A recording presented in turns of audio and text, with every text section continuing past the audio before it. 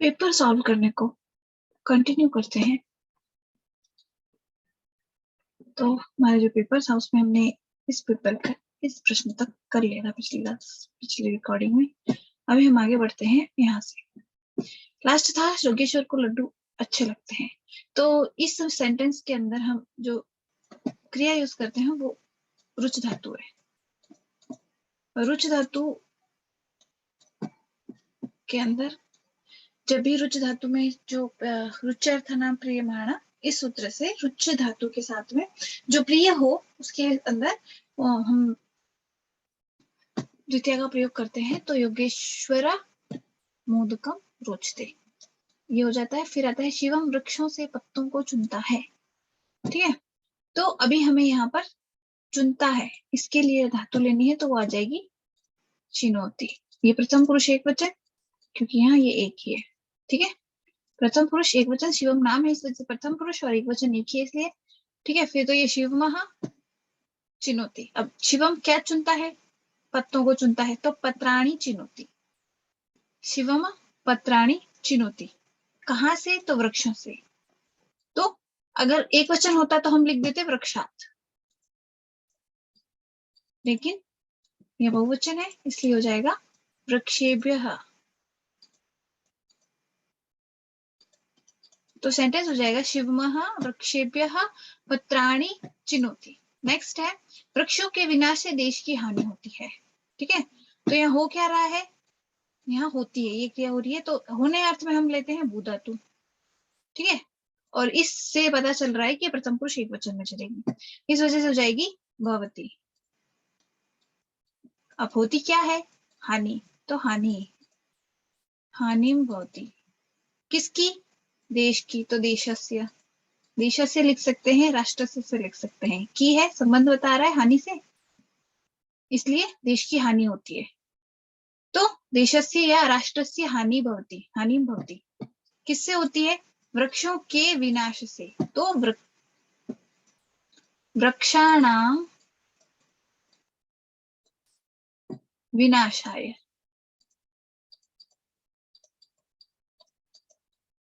देशस्य हानि भवती।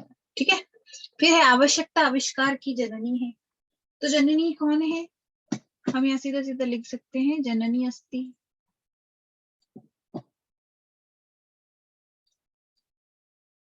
किसकी? तो आविष्कार की, तो आविष्कारस्य।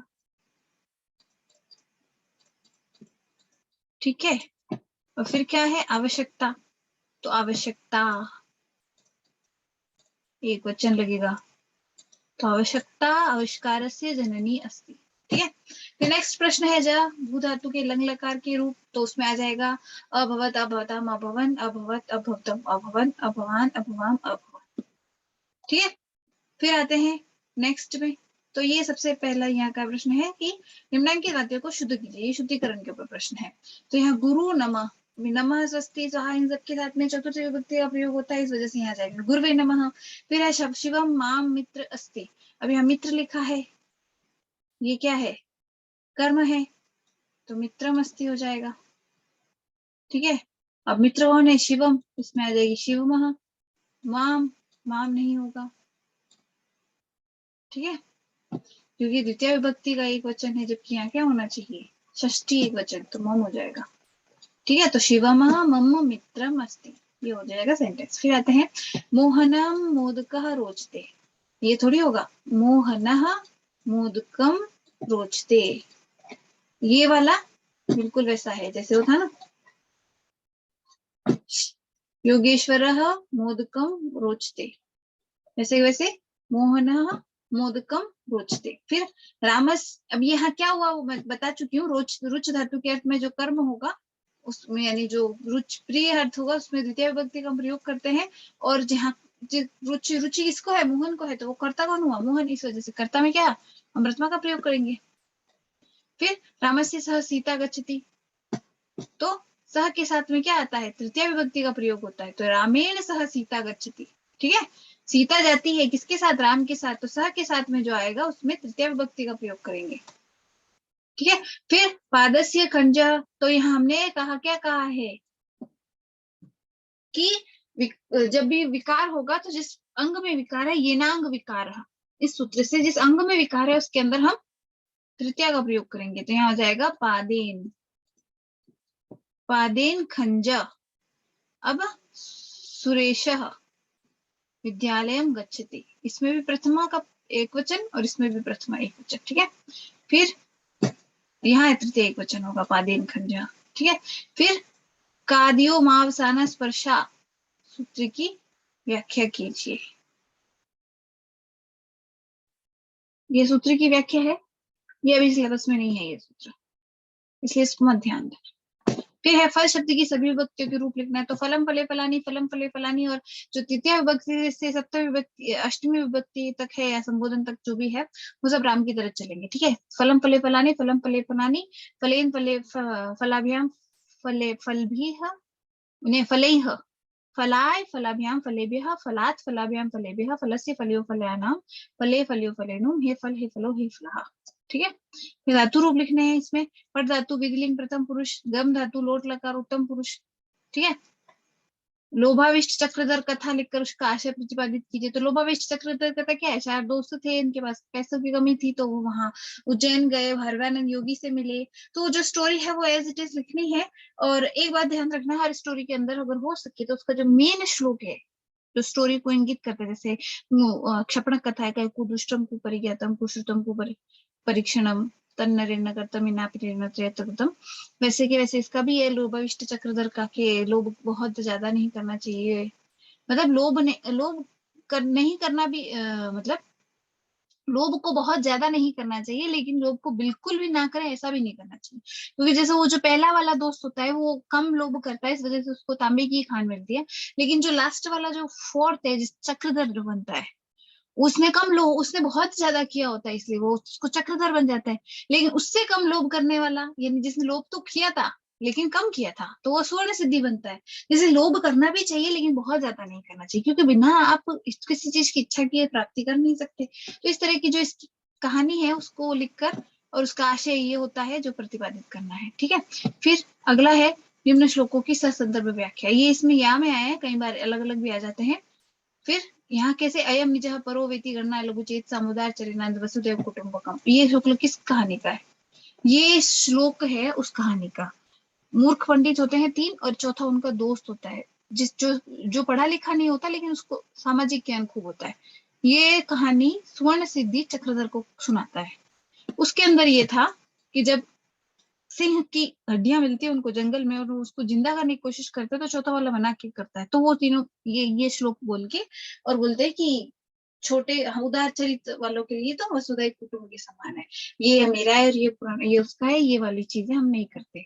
तो ये वहां है, तो ये इसका संदर्भ हो गया। संदर्भ बताना जरूरी है, इसलिए कहानी का वो भाग पता होना चाहिए, क्योंकि नहीं तो संदर्भ नहीं लिखेंगे, ठीक है। और व्याख्या भी अच्छी तरह से नहीं कर पाते हैं, इसलिए इसकी व्याख्या करते हैं ये ध्यान रखना, ठीक है। फिर न तत्स्वर्गेऽपि सौख्यम स्यात् दिव्य स्पर्शेन शोभने कुस्थाने भवेत् पुंसा जन्म नो यत्र संभव।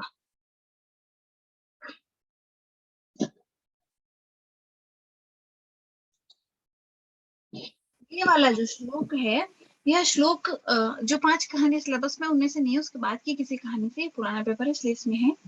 आगे बढ़ते हैं। निम्नांकित पद्यों का अभिप्राय स्पष्ट कीजिए। अभिप्राय, ठीक है। यहाँ व्याख्या करनी है। अभिप्राय का मतलब है सीधा सीधा व्याख्या करनी है। संदर्भ प्रसंग को मिक्स करते हुए जो बड़ी सी व्याख्या लिखेंगे हम उस तरह से लिखना है, ठीक है।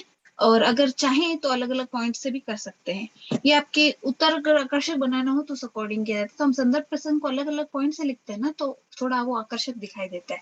तो हमारा यहाँ है सिंपल, ये उठाया हुआ है सीधा यदि की सुभाषित साहित्य के अध्यायों में से है, तो हमें ये बताना है कि वो जो संकलन है उसमें से है, और उसका संकलनकर्ता का नाम हम लिखेंगे डॉक्टर भास्कर गोविंद घाणेकर। संकलनकर्ता लिखना जब भी वैदिक की सुभाषित साहित्य में लिखना है, ठीक है। बाकी में तो रचयिता हो जाएंगे, लेकिन संकलन करता है। तो इसमें हिताहितम सुखम दुखम आयुष से हिताहितम मानव चतुर्थम आयुर्वेद सोचते, सिंपल सीधी बात है, ये आयुर्वेद की परिभाषा है, ठीक है। और यह यूं मूलतः चरक की है। तो हित हित सुख और दुख इस तरह के अलग अलग प्रकार की आयु होती है, और उन चारों का जो मान बताती है उसको हम आयुर्वेद कहते हैं, ठीक है। उनका मान बताने वाली, यानी वो कैसे हितकर होगी, कैसे देख, पहले तो ये बताएगी कि कौन सी हितकर है, कौन सी अहितकर है, कौन सी सुखायु है, कौन सी दुखायु है। फिर इनका जो इन्हें प्राप्त करने की सिद्धि के उपाय, अगर कुछ ऐसा है तो उसको ऐसा, जैसे सुखकर दुखकर आयु है उसको सुखकर आयु कैसे की जाए। तो ये सब सारी जानकारी है। जो सुखकर है वो दुखकर कैसे हो सकती है, कहाँ ध्यान रखना है, तो ये सारी चीजें जो बताता है वो आयुर्वेद है। ठीक है। फिर आदित्य से नमस्कारम ये कुर्वन्ति दिने दिने जमानत सहस्रेषु दारिद्र्यं नोपजायते। यहाँ सूर्य नमस्कार की व्यायाम वाला जो चैप्टर है उसके अंदर, आयुर्वेदिक की सुभाषित साहित्य में, उसके अंदर से ये लिया हुआ है। सिंपल सीधी बात है कि जहां पर भी व्यायाम की बात है वो व्यायाम वाला चैप्टर हो गया। ठीक है। अभी आदित्य से नमस्कार यानी सूर्य नमस्कार की जो उपलब्धि है या जो उसकी खासियत है उसको बताते हुए बता रहे हैं कि सूर्य का नमस्कार जो हमेशा करता रहता है उसको हजारों जन्मों में भी दरिद्रता नहीं होती। ये सूर्य नमस्कार नामक जो आसन है या जो एक्सरसाइज है या व्यायाम है सूर्य नमस्कार नामक, उसका महत्व बताने के लिए ये बोला है। तो ये तो हो गया इसका प्रसंग, संदर्भ बता ही दिया मैंने, क्योंकि वही वैदिक सुभाषित साहित्य से है, संकलन करता वगैरह का नाम लिख सकते हैं। फिर प्रसंग के अंदर ये कि हम सूर्य नमस्कार नामक व्यायाम का हमें क्या करना है, महत्व बताना है। तो ये हो गया इसका प्रसंग, और व्याख्या में हम बता सकते हैं कि किस प्रकार। अभी हम इसमें ऐड भी कर सकते हैं, मान लो अगर हमें व्याख्या में समझाना है तो हम अपनी तरफ से भी अगर कुछ लैंग्वेज ऐड करें तो कोई मनाही नहीं होती है। वहां हम यूं भी लिख सकते हैं आदित्य से नमस्कार ये कुर्वन्ति दिने दिने में, कि अगर हम सूर्य नमस्कार करते हैं रेगुलरली, तो रेगुलर बेसिस पे जब हम सूर्य नमस्कार करते हैं तो सूर्य नमस्कार एक ऐसी क्रिया है जिसमें 12 मतलब 7 आसन होते हैं रिपीटेडली, और टोटली यूं देखने को तो 12 आसन होते हैं, लेकिन अगर देखा जाए तो इसमें टोटल 7 आसन हुआ करते हैं। कुछ एक है जो 2 बार होता है, इस वजह से। तो जो 7 आसन है इनमें फॉरवर्ड बेंडिंग, बैकवर्ड बेंडिंग और स्ट्रेचिंग वगैरह अच्छे से हो जाती है। यानी अगर ये एक एक्सरसाइज ऐसी है जिससे एक बार फुल बॉडी की स्ट्रेचिंग वाली एक्सरसाइज हो जाती है। जो ये रेगुलरली करेगा वो बीमार नहीं होगा, अपना काम अच्छे से कर पाएगा, तो फिर उस वजह से उसको दारिद्रता नहीं होगी। मतलब ये इसका लॉजिक है। अभी इसको भी हम इसके उसमें डाल सकते हैं व्याख्या में, तो ये बात ध्यान रखना। ठीक है। फिर वायुर बलम वायुर विधाता शरीर नाम वायुर विश्वमिदम सर्वम प्रभुर वायुश्च कीर्तिता। ये वायु के ऊपर है, ये वायु वाला चैप्टर नहीं है अभी ना, कि शरीरम ही विना वायु समता में आदि दारू भी वायु प्राणम सुखम वायु वायु विसर्गमिदम जगत, ये भी वैसे ही है। फिर है अगला निम्नलिखित श्लोकों की व्याख्या कीजिए। आयु का माने ने धर्मात्सु की, ये वही हमारा अष्टांग हृदय का प्रथम श्लोक, ये भी वैदिक सुभाषित साहित्य का आयुर्वेद शुभदेश विद्या परमादिरा। ठीक है। वह सर्वमेव तु आयुर्यंती ये प्राणम ब्रह्म बाह्योपासते प्राणी ही भूतनाम आयु तस्मात् सर्वायुषम मुच्यते। ये वाला नहीं है, ये वाला अभी वाले सिलेबस में नहीं है। कफ में दो विशारतनम रात्रो जागरणम हितम, ये भी नहीं है। ठीक है। फिर शरीर एक शिव मानपी वर्दे दे द्वा विमो सदा, हाँ ये स्वभाव प्रकृति कृता न केशव स्थिति, ये वाला है कि जब शरीर के वर्धन होने पर भी दो ऐसी चीजें हैं जो कभी रुकती नहीं है। हाँ ये दोनों के दोनों जो है ना, ये वाला श्लोक और ये वाला श्लोक, ये दोनों सुश्रुत के हैं। ठीक है। ये वाला सुश्रुत के जो शरीर स्थान का अध्याय 4 के जो चैप्टर हमारे सिलेबस में है उसके अंदर से है कि कफ मेद विश्व आर्त, इन सबको रात्रि का जागरण हितकर रहता है। ठीक है। और जिसको त्रिट यानी तृष्णा, शूल उदर शूल, हिक्का ठीक है, और अजीन और अतिसार, ये सब के जो रोगी होगा वो उसके लिए दीवा स्वप्न हितकर है। जब हमने दीवा स्वप्न के और रात्रि जागरण के नुकसान पढ़े हैं सुश्रुत के अंदर, उसके जस्ट बाद में ये श्लोक पढ़ता है। तो जब हम इसका प्रसंग लिखेंगे तो हमें यह ध्यान रखना है कि आचार्य सुश्रुत ने दिवा स्वप्न और रात्रि जागरण दोनों को ही अहितकर बताया है, और उनको अहितकर बताते हुए उन स्थितियों का वर्णन किया है जहां ये हितकर हो सकते हैं। और उन स्थितियों के अंदर ये बताया है कि जो कफार्थ है, जो मेद दोष से ग्रस्त है, जो या जो विषार्थ है, यानी जिसको विष का सेवन किया हुआ या विष लगा हुआ है, उसको रात्रि में भी जागना चाहिए। लेकिन दिन में कौन से हो सकता है भाई, यूं तो दिवा स्वप्न नहीं करना चाहिए, लेकिन जो तृष्णा से, शूल से, हिक्का से, अचीर्ण से और अतिसार से ग्रस्त है उससे दिवा स्वप्न की इजाजत है, उसको दिवा स्वप्न नुकसान नहीं करता। तो ये वाली बात है। हमें तो इस तरह से हम इसकी प्रसंग और व्याख्या कर सकते हैं। फिर आता है ये शरीर शिव माने अपनी, ये भी वहीं से लिया हुआ है कि शरीर अगर का क्षय अगर होता भी रहे तो दो चीजें हमेशा फिर भी बढ़ती रहती है। क्या है जो इनका स्वभाव ही है, वो क्या है, नख और केश, एक बार तो मरने के बाद भी बढ़ते हैं। ठीक है, फिर है सुश्रुत संहिता के निम्न पद्यों की व्याख्या कीजिए। अब यहाँ पर इन्होंने सुश्रुत नहीं लिखा है, फिर सुश्रुत संहिता ये अलग से प्रश्न है। तो इसके निम्न पद्यों में से पहला है अशितम खादितम पीतम बीजम कुष्ठगतम नृणां तज्जिरिति यथा कलम शोषितम पित्त तेजसा। ये भी वही 4th चैप्टर का ही है, तो इसका भी संदर्भ वहां से ही आएगा। प्रसंगवश में यहाँ ये आएगा कि जब वहां उसके अंदर क्या है, स्टार्टिंग में कलाओं का, फिर कलाओं का, पहले त्वचाओं का, फिर कलाओं का, फिर विभिन्न अंगों की उत्पत्ति का, उसके बाद उनकी उत्पत्ति के लिए जिस रस का प्रयोग होता है, कैसे उनकी उत्पत्ति होती है, उसका वर्णन किया उस चैप्टर में। तो उसमें यह आया कि अशिदम, एक्चुअली में भोजन के 4 प्रकार होते हैं, अशितम, खादितम, पीतम, लीढम। ठीक है, अशित, खादित, पीत और लीड। जब ये इस चारों प्रकार का भोजन कोष्ठ में जाता है, किसके, मनुष्य के, नृणाम, ठीक है, नर, नृ शब्द होता है, इसके रूप चलते हैं पितृ की तरह, और इसका अर्थ होता है मनुष्य, उसकी षष्ठी विभक्ति बहुवचन में नृणाम बनता है, और वैसे ही नृणाम में ऐसे होता है। ठीक है, तो किसके, मनुष्य के कोष्ठ में जाने के बाद क्या होता है, जीर्यति, उसका जीर्ण यानी पाचन होता है। फिर यथाकालम यानी निश्चित काल से, यथाकाल यानी जिस काल में होना चाहिए उतने ही काल में अगर उसका पाचन होता है तो पित्त और तेज के द्वारा शोषित होता है, और फिर उससे बाकी सारे अंगों की उत्पत्ति होती है। क्या गया और है नेक्स्ट श्लोक के आरोग्य सुबला है वो बल वर्णान्वितो वृष नास्ति नास्ति सूलकृशम श्रीमान नरो जीवितम समाशतम शतवर्षायु, जो मनुष्य होता है कैसे होता है,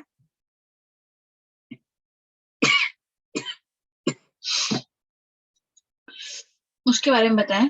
निद्रा हेतु स्तमा सत्वम बोधने हेतु रुच्यते स्वभाव हेतु गरियान परिकीर्तिते। इसका अर्थ है कि तम है वो निद्रा का हेतु है, जो सत्व है वो बोधन, बोधन यानी जागरण, उसका हेतु होता है। ठीक है, स्वभाव एवं हेतु गरियान परिकीर्तिते, ये स्वभाव से ही कैसी होती है, गरियान यानी गुरु होती है। कौन, निद्रा। ठीक है, निद्रा के बारे में बताते हुए ऐसा कहा गया। फिर कृष्ण देहाश्रितम शुक्रम प्रसन्न मनसस्तदा स्त्रीषु व्यायच्छतिश्चापि षर्षा तत्र संपर्कवर्तते।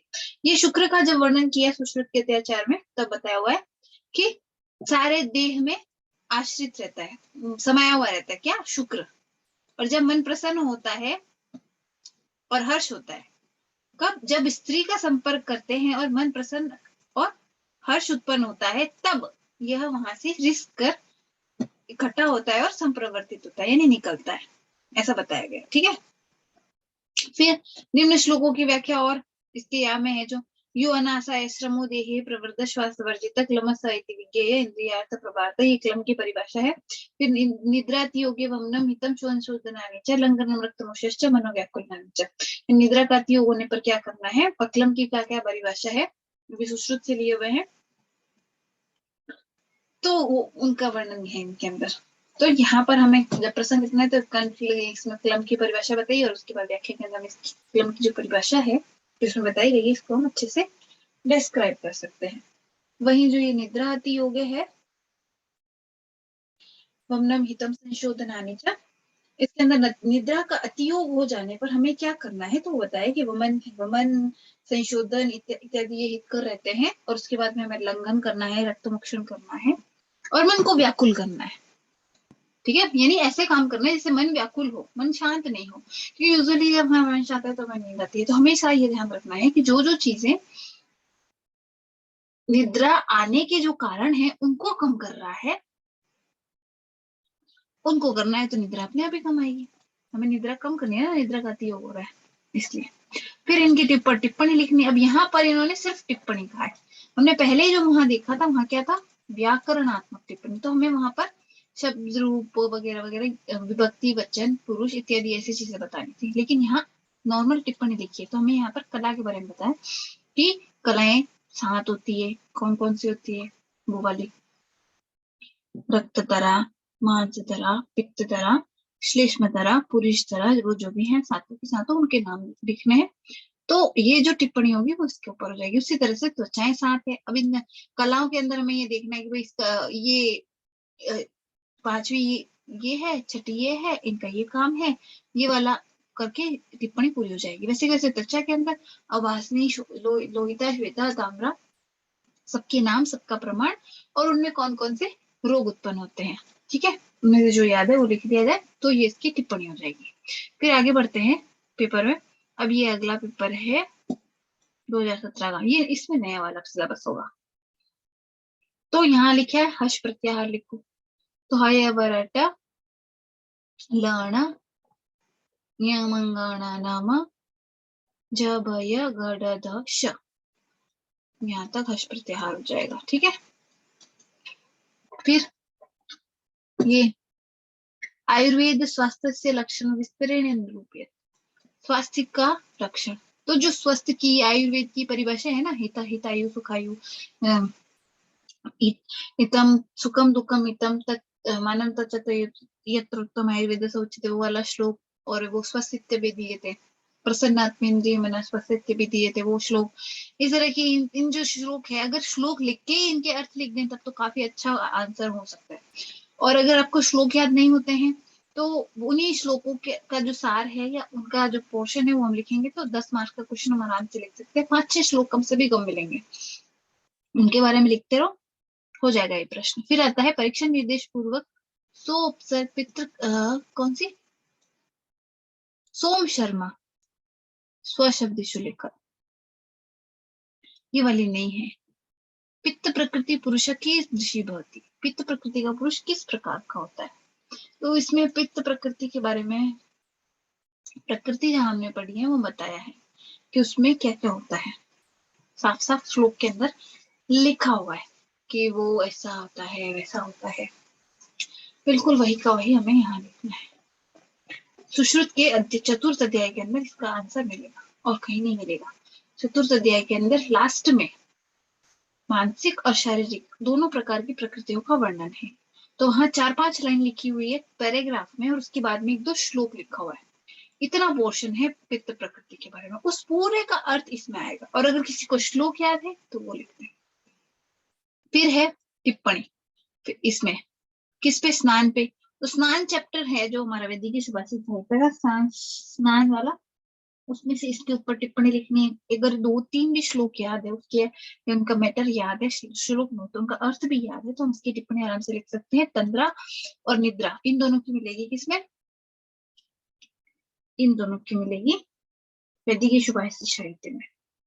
और लंघन की भी उसी में मिलेगी, क्योंकि चतुर्थ अध्याय में लंघन के बारे में लिखा हुआ। जैसे लंघन के 10 प्रकार होते हैं। ठीक है, फिर आगे बढ़ते हैं। पद संज्ञा विधायक सूत्र, तो हमें बताया सुप्तिंगंतम पदम, सुपर्तिंग होने वाले पद होते हैं। 2 स्त्री प्रत्यय लिखत, तो हमारे सिलेबस में 2 ही है, एक तो टाप और एक नीप। ठीक है, फिर है सुखार्थः अत्र संधि विधायक सूत्रम किम। अब संधि कौन सी है, तो सुख। ठीक है, अब यहाँ क्या हुआ है, अर नहीं आर। सिंपल देखो यहाँ आदेश क्या होया हुआ है, यहाँ बीच में आर आया हुआ है। अब आर कहाँ आता है, आर आता है जब री से गुण संधि हुई हो, और आर आता है जब री से वृद्धि संधि हुई हो। ठीक है, तो यहां हमें रितः पीछे आएगा। ठीक है, तो री नहीं होगा तब तक वृद्धि कैसे होगी। जैसे महर्षि होता है, महाअर होता है ना महर्षि। ठीक है, क्योंकि र आने का रीजन तो उरन रप रहा है। जब री की जगह अ आदेश या आ आदेश होता है तो वहां पर रकार का आना उरन रप से होता है। अब री की जगह अ या आ आदेश कब होता है, जब गुण या वृद्धि संधि होती है। तो हमें यहाँ गुण संधि नहीं करनी है, क्यों, क्योंकि आ जो है हमारा जो पहला पोर्शन है आ, ये वृद्धि संधि से आता है। ठीक है, और वृद्धि का क्या नियम है, आगे वाला पोर्शन। ठीक है, वृद्धि वृद्धि वृद्धि रेची, परे में क्या होना चाहिए, एच ई। वो एच ई क्या होता है, ए ओ आई औ, इन चारों को हम एच ई, एच इस प्रत्यय में ले सकते हैं, तो सॉरी प्रत्याहार में। तो यहाँ सुख, सुखे भी हो, यहाँ अगर हम लेंगे तो ये होता है सुख।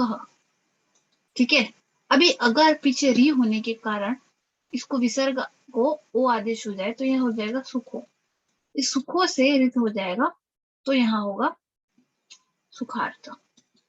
ठीक है, फिर है कर्तारम, प्रातिपदिक विभक्ति वचनानाम निर्देश। तो इस प्रातिपदिक का विभक्ति वचन करना है।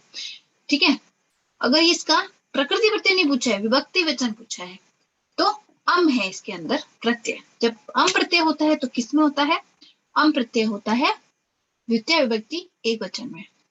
तो इसका विभक्ति वचन क्या होगा, द्वितीय विभक्ति एक वचन। और वही कर्तृ शब्द में द्वितीय विभक्ति एक वचन में यहाँ कर्तारम होता है, वृद्धि आदेश होने के बाद, उपदा को दीर्घ होने के बाद ये है। वही अगर हम पितृ शब्द करते हैं ना तो यहाँ पितरम होता है, पितारम नहीं होता।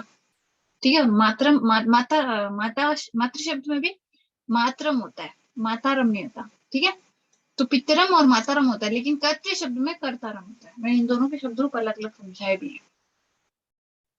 वत्सा कार्यम अत्र प्रत्यय निर्देशन करो। ठीक है, यहाँ प्रत्यय का निर्देश करना है। तो क्री धातु है। ठीक है, वत्सा के अंदर तो क्या करना है, सिंपल वत्स है उसमें हमें ता प्रत्यय लगा देंगे। ठीक है, तो वत्सा हो जाएगा, वो स्त्रीलिंग बनाने के लिए जो हम लगाते हैं, अजाद्यता स्टाप इसका सूत्र लगेगा।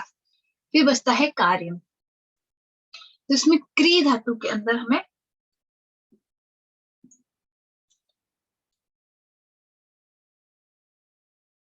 लेप प्रत्यय का प्रयोग है। तो क्री धातु में लेप प्रत्यय लगने से बनता है कार्य।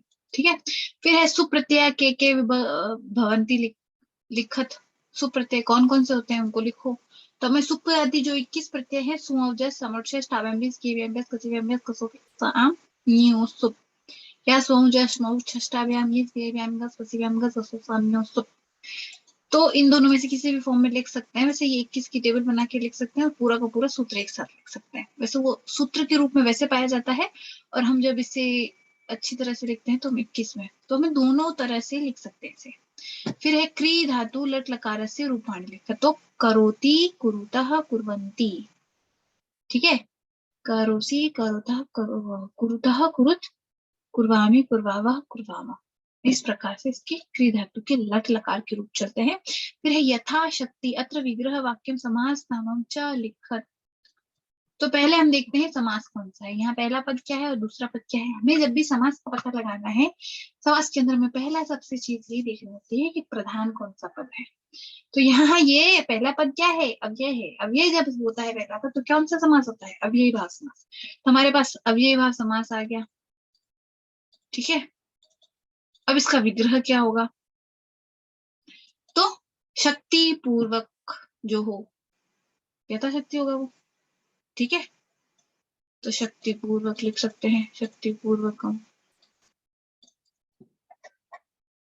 ठीक है, फिर है रामा पुस्तकम पठति, राम पुस्तक पढ़ता है। इस वाच्य का परिवर्तन करना है। वाच्य परिवर्तन के बारे में मैंने बताया था। सबसे पहले हमें क्या करना है, जो हमारा कर्म है इसे हमें कर्ता बनाना है। ठीक है, और जो हमारा कर्ता है उसे हमें तृतीय विभक्ति में लाना है। जैसे ही प्रथमा विभक्ति के अंदर जो हमारा कर्म है उसको हम प्रमुख मान लेंगे तो उसमें प्रथमा आ जाएगी।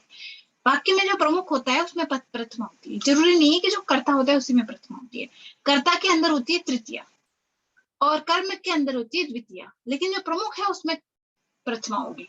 अभी जो प्रमुख अगर कर्म हो गया तो द्वितीय किसी में नहीं होगी, और प्रमुख अगर कर्ता हो गया तो तृतीय किसी में नहीं होगी। ठीक है, इस तरह से। तो हमें इस राम को तो करना है रामेण। फिर आता है पुस्तक, तो पुस्तक तो पुस्तकम ही आएगा। क्यों, क्योंकि प्रथमा में भी पुस्तकम पुस्तके पुस्तकानि और द्वितीय में भी पुस्तकम पुस्तके पुस्तकानि, तो यहाँ पुस्तकम, तो रामेण पुस्तकम। अब जो पठती है इसे हमें चेंज करना है। ठीक है, तो अब इसको हम जब चेंज करेंगे तो अगर किसी धातु के पहले से आत्मनेय पद में चलते हैं तब तक कोई बात नहीं, अदरवाइज हम नीच प्रत्यय लगा के उसको कर लेते हैं तो इसका चलता है पठती का पाठयति हो जाता है। इसके बारे में मैंने क्लास में बताया, तो ये हो जाएगा पाठयति। तो रामेण पुस्तकम पाठयति, ये हो जाएगा हमारा आंसर इसका वाच्य परिवर्तन। फिर आता है लिखितम और लिखितवान, अत्र प्रत्यय निर्देशम कुरुत, लिखितवान, ठीक है, यह होता है कत्वत्तु, ठीक है, तो यहाँ होता है त और तब तो दोनों निष्ठा प्रत्यय जो है वो यहाँ होता है। फिर है बृहत्रय ग्रंथा नाम नामानि लिखत, बृहत्रय के ग्रंथों के नाम लिखो। तो बृहत्रय के ग्रंथ अगर हम संस्कृत के आयुर्वेद पोर्शन में उठाएं, अगर ये संस्कृत का पेपर होता तो दूसरे प्रत्यय होते, लेकिन आयुर्वेद के अंदर प्रत्यय तीन है। कौन कौन से? चरक संहिता, सुश्रुत संहिता और अष्टांग, हृदय या संग्रह कुछ भी लिख सकते हैं, ठीक है। फिर सुश्रुत अनुसार है आयुर्वेद से प्रयोजनम के, अभी इस चरक का अलग है और सुश्रुत का अलग है। एक्चुअल में इन दोनों का सीक्वेंस का फर्क है। चरक ने बोला है स्वस्थ से स्वास्थ्य रक्षण आतुर से विकार प्रश्न, लेकिन सुश्रुत ने क्या कहा है? सुश्रुत ने कहा है कि आतुर से विकार प्रश्न, और उसके बाद बोला है स्वस्थ से स्वास्थ्य रक्षण। श्लोक याद नहीं आ रहा, ऐसा ही है, ठीक है। फिर कहा विद्या सद्य फला भवती, तो गांधर्वम सद्यम फलती, वो जो श्लोक था, ठीक है, उसमें से गांधर्वम ये आंसर होगा। कथि धातु संति, अब यहाँ धातुएं अगर हम संस्कृत व्याकरण की उठाएं तो कोई काउंटिंग हमें याद नहीं रहेगी। यहाँ हमें कौन सी धातु लेनी है? यहाँ हमें लेनी है शरीर की। हमें प्रश्न में ये ध्यान रखना है कि टिप्पणी इत्यादि में हमें व्याकरण से उठानी है या सिलेबस के आयुर्वेद वाले पार्ट से। तो जब काउंटिंग की बात आए ना तो धातुओं के अंदर, तो वो सिर्फ यही बोला जाता है सप्त धातु। तो सप्त धातु और 7 धातुएं नामानि लिखत है, उनके नाम भी लिखना है। तो नाम क्या है उनके? रस, रक्त, मांस, मेद, अस्थि, मज्जा और शुक्र, ठीक है।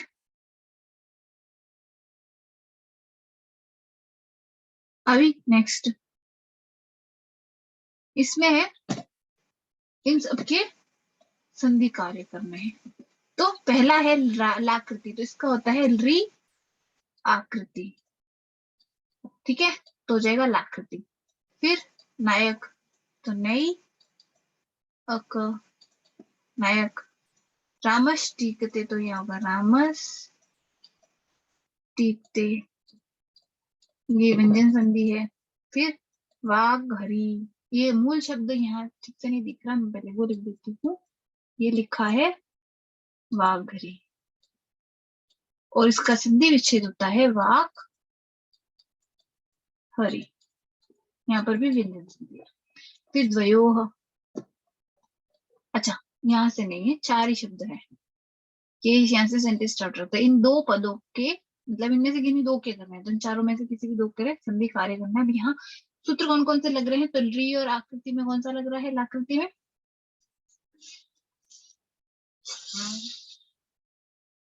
यहाँ कौन लग रहा है? फिर नई कहा नायक, अयादि संधि है, वाघ हरि, और ये दोनों व्यंजन संधि है। फिर है कार्यम, सेवनीय, कारक, हसितु, इनमें से सिद्धि करनी है। सिद्धि में ध्यान रखना है, सिद्धि में यूजुअली आते हैं प्रकृति प्रत्यय, तो इनके प्रकृति प्रत्यय लिखने हैं, तो वो है यहाँ क्री धातु है और लिय प्रत्यय है, यहाँ सेव धातु है और अन्य प्रत्यय है।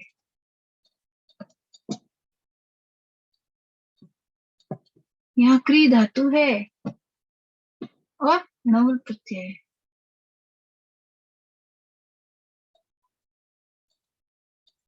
और यहाँ धातु है और तुम प्रत्यय है।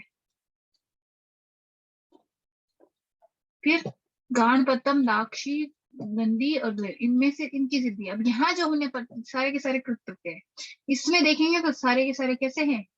तद्धित है, ठीक है। तो यहाँ गणपति,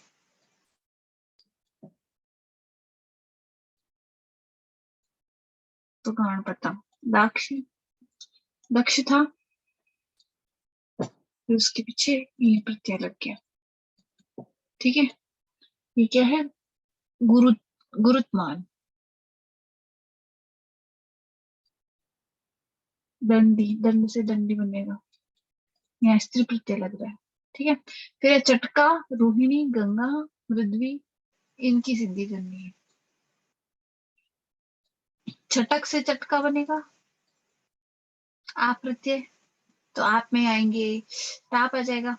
रोहिणी, इसमें नी, गंगा में वही आप, मृद्वी में फिर से नी। फिर हमारा आता है मेन पोर्शन, संस्कृत भाषा में अनुवाद। अभी तक हमने जो देखे उन सब में संस्कृत भाषा में अनुवाद के जो प्रश्न थे वो छोटे छोटे सेंटेंसेस थे। यहाँ एक पैराग्राफ आया है, तो हमें पैराग्राफ में भी बिल्कुल वैसे ध्यान रखना है कि कई बार तो ऐसा होता है कि पैराग्राफ हमने जो पढ़ा है ना उसमें से कहीं से उठाया, जैसे लिखा है एक पुराणों में कथा है, एक बार धर्म और सत्य के अंदर विवाद हुआ। धर्म ने कहा मैं बड़ा हूँ, सत्य ने कहा मैं बड़ा हूँ। अंत में निर्णय करने के लिए दोनों शेषनाग के पास पहुंचे, तो उन्होंने कहा कि जो पृथ्वी को धारण करे वही बड़ा है। इस पृथ्वी और धर्म को पृथ्वी दी तो वे व्याकुल हो गए, और फिर उन्होंने सत्य को दी तो उन्होंने कहा युगों तक पृथ्वी को उठा कर रखा। ऐसा मैं मानती हूँ कि ये सेंटेंस रहा होगा।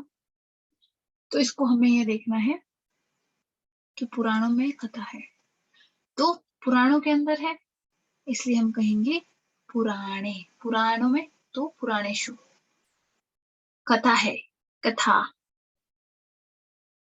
अस्ति की।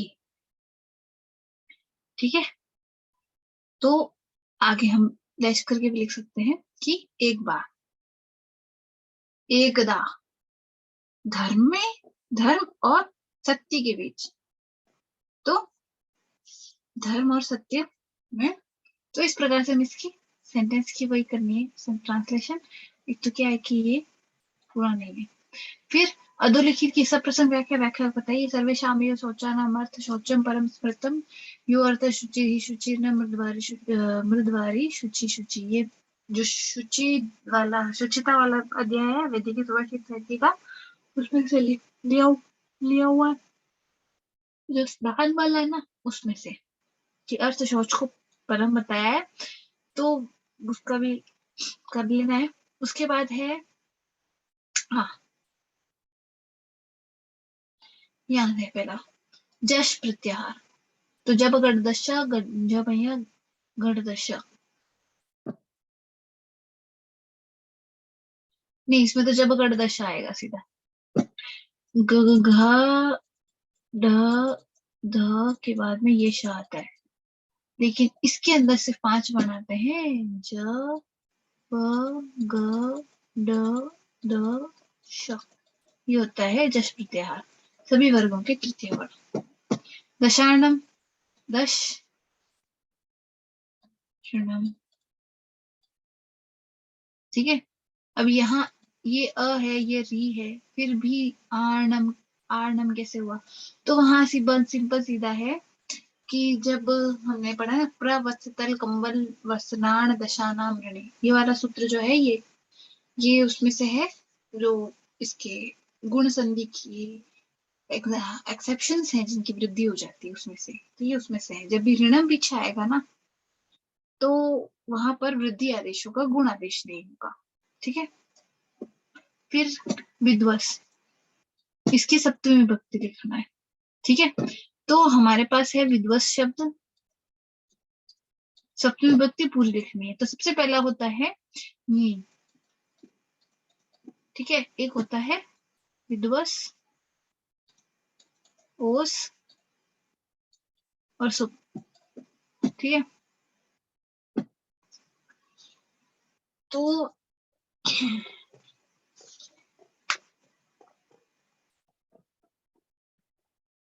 इसके ना मनस की तरह चलते हैं विध्वस की रूप। तो यहाँ जब मनांसी होता है ना, वहां हो जाएगा विद्वांसी।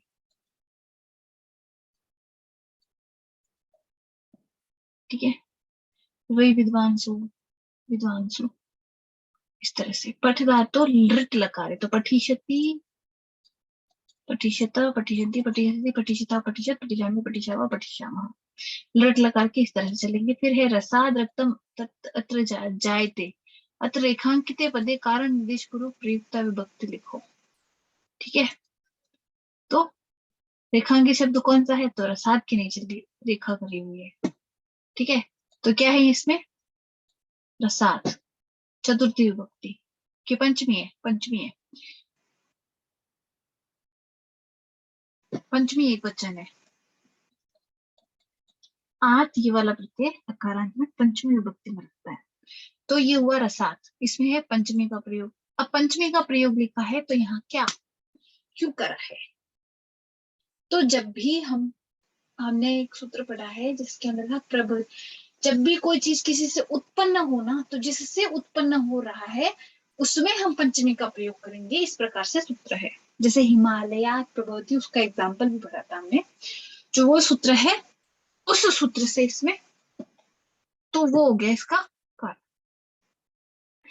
अब इसे यहाँ सूत्र याद नहीं आए ना कभी कारण निर्देश पूर्वक में, तो हमें सीधा सीधा लिख देता है, तो हमें सीधा सीधा उसका अर्थ लिख देना है कि जब इस अर्थ में कोई धातु का प्रयोग हो, उत्पन्न होने के अर्थ में जब किसी धातु का प्रयोग हो, तो जिससे उत्पन्न होता है वहां हमें पंचमी विभक्ति का प्रयोग करना है। जैसे हम लिखते हैं ना रुचार्थ प्रियमाणा, अभी हमें इसका अर्थ पता है लेकिन ये सूत्र किसी को याद नहीं आ रहा है, और इस तरह का प्रश्न उसके पेपर में आ गया, क्योंकि कई जगह मैंने बोला ये सूत्र याद करने जरूरी नहीं है, क्योंकि इतने सारे सूत्र है उनको हम कहाँ कहाँ याद करेंगे, पेपर का इतना अच्छा पोर्शन उठाते भी नहीं है। सिंपल, हमें ये पता है रुचार्थ प्रियमाणा का अर्थ पता है कि जहां भी रुचि अर्थक धातु का प्रयोग होगा वहां पर जो चीज प्रिय है उसमें हम द्वितीय विभक्ति का प्रयोग करेंगे, तो वो लाइन सीधे सीधे हिंदी में लिख दो, तुम कॉन्सेप्ट तो सही लिख रहे हो ना, सफिशिएंट है। रक्तांबरा अत्र समास विग्रह पूर्वक समास नाम लिखा। अभी यहाँ एक बात ध्यान रखना, पहली चीज समास का नाम क्या है हमें पहले यही देखना है। तो रक्तांबरा प्रथम पद, द्वितीय पद, प्रधान क्या है, अन्य पद, तो यहाँ क्या होगा, बहुव्रीहि। अब बहुव्रीहि समास हमने लगाया है तो यानी यहाँ अनेक पद होंगे, अनेक पद यानी जिसके रक्त वस्त्र है वो, तो रक्ता अम्बरा यस्या सा, ये इसका समास विग्रह हो जाएगा। ठीक है, वही अगर रक्तांबर लिखा होता, श्वेतांबर लिखता तो श्वेतांबरा यस्य स, यहाँ से इसका से आ जाएगा फीमेल होने की वजह से स्त्रीलिंग का प्रयोग किया है। फिर कर्तव्य अत्र सूत्र निर्देश पूर्वक धातु प्रत्यय लिखा, तो ये क्री और ये तव्यत। अभी तव्यत प्रत्यय आ गया, अभी तव्यत प्रत्यय आया तो तव्यत प्रत्यय का सूत्र भी याद आ जाएगा, क्या, कृतव्य तनियरो, तव्य तव्य नियरो, हाँ ये था तव्य तव्य नियरो, ये वाला सूत्र था इसका। वो सूत्र लगाना है, धातु लिखनी है और प्रत्यय लिखना है, बस इतना ही काम है, सीधी नहीं करनी है। तारक इतच इत्र किम भविष्यति, तो हमने यह पढ़ा था कि तार का आदि के अंदर हम इतच इत्यादि प्रत्ययों का प्रयोग करते हैं। ठीक है, लेकिन ये तो उसका सूत्र का अर्थ था, तार का दिभ्यश्च ऐसा करके सूत्र था, लेकिन बात यह है कि हमें अभी इसका जो एंडिंग पॉइंट है, एंड प्रोडक्ट वो बताना है। तो यहाँ पर नोट वगैरह का आगम होता है और जो एंड प्रोडक्ट है वो बनता है तारांकित। किसी ने क्लास देखी हो तो ये वाला सिद्ध कराया है मैंने। ठीक है, ये होता है तारांकित। दो उपसर्गों लिखत, तो भाई सीधा सीधा प्रादि जो 21 है वो सारे उपसर्ग है, तो अगर हम उसको पढ़ना शुरू करें तो परा परा अप अव निस निर दुस दूर अदि अपि अदि, तो ये सारे होते हैं। तो इसमें अगर यूं याद नहीं आए ना, प्र कोई भी दो इसके अंदर से भी उठा कर लिख लो। ठीक है, तो प्र यूं प्र है, परा है, निस है, निर है, दुस है, दूर है, पर यूं पेपर में से भी उठा के कहीं से दिख रहा है तो उठा के लिख दो। तो दो उपसर्ग हो गए। अहम पुस्तकम पठामि अत्र गच्छ परिवर्तनम कुरु, गच्छ नहीं है ये वाच्य है। ठीक है, वाच्य परिवर्तन अहम पुस्तकम पठामि, सिंपल अहम की जगह क्या करना है हमें, मया, ठीक है। पुस्तकम से पुस्तकम ही आएगा, क्यों? क्योंकि उसका भी एक प्रथमा एक वचन भी पुस्तकम ही होता है। पुस्तकम था, पुस्तकम नहीं, तो पुस्तकम। फिर पठामी, तो पाठयति, पाठिता, पाठयन्ति, पाठयसि, पाठिता, पाठयत, पाठयामि। तो इसकी जगह हो जाएगा पाठयामि। ठीक है, मया पुस्तकम पाठयामि, ये वाच्य परिवर्तन हो गया। फिर तस्मै श्री गुरुवे नमः अस्य वाक्य से हिंदीयां व आंग्ल भाषा में अनुवाद विधे, तो उन हमारे गुरु को नमस्कार है, ये हो गया इसका अनुवाद। फिर अज, इसका स्त्रीलिंग रूप क्या होगा? तो अदा, अजादित स्टाप, ये सूत्र सबसे पहले आजादी का करता है, तो आजादी में सबसे पहला क्या है? अज। तो अज का क्या हो जाएगा? अजा। फिर यथा राजा तथा प्रजा अस्मिन् वाक्य अव्यय पदम प्रकृत, तो ये यथा और था, ये दोनों अव्यय पद है, जिनका व्यय नहीं होता वो अव्यय। खलु अपि सत्य संधि सूत्र पूर्वक, तो खलु अपि का क्या होता है? खलु अपि। सूत्र संधि कौन सी है? यण। सूत्र क्या है? इको यणची, इको यणची, इको को यणादेश होता है। ठीक है। पंचानाम पत्राणाम समाहारः, तो पंच पात्रों यानी 5 पात्रों का समूह। ठीक है। तो जब भी इसका समस्त पद बनेगा, एक बात ध्यान रखना, हमेशा एक वचन में बनेगा, इसको कभी भी बहुवचन में मत बनाना, क्योंकि जब भी समाहार होता है तब हम उसका जो समस्त पद बनाएंगे वो एक वचन होगा। ठीक है। तो पंचानाम पात्राणाम समाहार, तो पंच पात्र। ठीक है, क्योंकि जो ये संख्यावाची शब्द है हम उसको पहले ले आते हैं। यहाँ क्या कौन सा समास है? सबसे पहले बताओ, मैं बताती हूँ। जब भी दोनों के दोनों समान विभक्ति हैं, समान विभक्ति और वचन के होते हैं, पहला वच संख्यावाची, समान विभक्ति, देखो समानाधिकरण का तो सिंपल सीधा हो जाता है कर्मधारय, और कर्मधारय का एक पार्ट है, अगर उसका अगला पार्ट तो संख्यावाची हो तो वो द्विगु हो जाता है। तो यहाँ समान समाहार समूह है, इसलिए समाहार लिखा हुआ है। ये क्या है? समान अधिकरण, दोनों के अंदर समान विभक्ति समान वचन का प्रयोग है, तो ये समान अधिकरण हो गया। और पहला जो पद है वो संख्यावाची है, तो ये द्विगु समास हुआ। ठीक है। और द्विगु के अंदर ऐसा होता है कि समूह का उपयोग यूजुअली होता है, और द्विगु के अंदर ही ये भी कहा लिखा आया है कि जब भी समाहार लिखा हो तब हमें क्या करना है उसका? तब हमें एक वचन करना है, तो ये हो जाएगा पंचपात्रम। ठीक है। फिर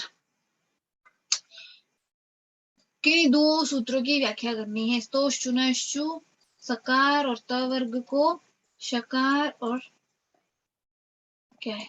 च वर्ग हो जाता है, शकार और च वर्ग परे होने पर, यानी इसके संपर्क में ये आएगा तो ये इसको ये बदल देगा। ठीक है। फिर सुप्तिंगंतम पदम, अच्छा ये एक और है ना, उकालो रज्जु दीर्घ पुरता। ठीक है, ये रस्व दीर्घ और पुरुष की परिभाषा करता है, वो वाला है, इसकी व्याख्या करनी है। तो वो पहला है यही है कि भाई पहला एक मात्रक होता है, दूसरा द्विमात्रिक होता है, तीसरा बहुमात्रिक होता है, और उससे से इन तीनों की हो जाती है रस्व दीर्घ और पुरुष संज्ञा हो जाती है। स्तोश्चुनश्चु बता चुकी, सुप्तिंगंतम पदम सुप और तिंग से अंत होने वाले पद होते हैं, तो या तो वो सुप, कभी भी कोई पद है तो या तो वो सुप से अंत होगा वो, या वो तिंग से अंत होगा। अभी यहाँ अगर कोई पूछे कि भाई अव्यय की ऐसे क्यों कर देते हैं, कोई एक्सेप्शन होता है कि नहीं? एक्सेप्शन नहीं होता, अव्यय के पीछे का जो सुप और तिंग होते हैं ना उनका लोप हो जाता है। ठीक है, लेकिन वो उसका काउंट होता है। एक बात ध्यान रखना, लुक श्लू लुक, ये वाला जो होता है ना, जिनमें लुक होता है या श्लू होता है, वो जो सारे होते हैं ना, उसके अंदर उनके होने का कोई फर्क नहीं पड़ता। मतलब उनके पीछे से अगर कुछ लुक हुआ है ना किसी चीज को, तो वो अपने होने का प्रभाव नहीं बताता, लेकिन जब भी किसी चीज का लोप होता है ना, वो अपने होने का प्रभाव बताता है। यानी अगर हमने किसी के पीछे सुप लगाया है और उसके सुप का लोप हो गया तो भी वो सुबंत कहलाएगा, लेकिन अगर लुक हो गया तो वो सुबंत नहीं कहलाएगा, इस तरह से। ठीक है। फिर है वृद्धिरादेश। अभी हमेशा ध्यान रखना, सूत्र के अंदर कंफ्यूज मत होना। वृद्धिरादेश संज्ञा सूत्र है और वृद्धिरेचि संधि सूत्र है। ठीक है, तो ये संज्ञा सूत्र है। सिंपल, टुकड़े करो, आठ एच तो जाता है आधे इंच। आ आई औ, इन तीनों का जो लक्षण बता रहा है वो वृद्धि, तो ये संज्ञा सूत्र है। और गुण, गुण में भी क्या होता है, एक तो होता है क्या आद गुण, एक होता है अदेन गुण। तो अदेन गुण के अंदर अत एन ये आ जाता है, इसलिए वो संज्ञा सूत्र हो गया। और जो आद गुण है वो ऑटोमेटिकली संधि सूत्र हो जाएगा। फिर आगे बढ़ते हैं, किसी भी दो पदों की सिद्धि करो। पहली है पठितुम, तो भाई पठ धातु तुमन प्रत्यय कर्ता, क्री धातु, और क्या प्रत्यय था वो,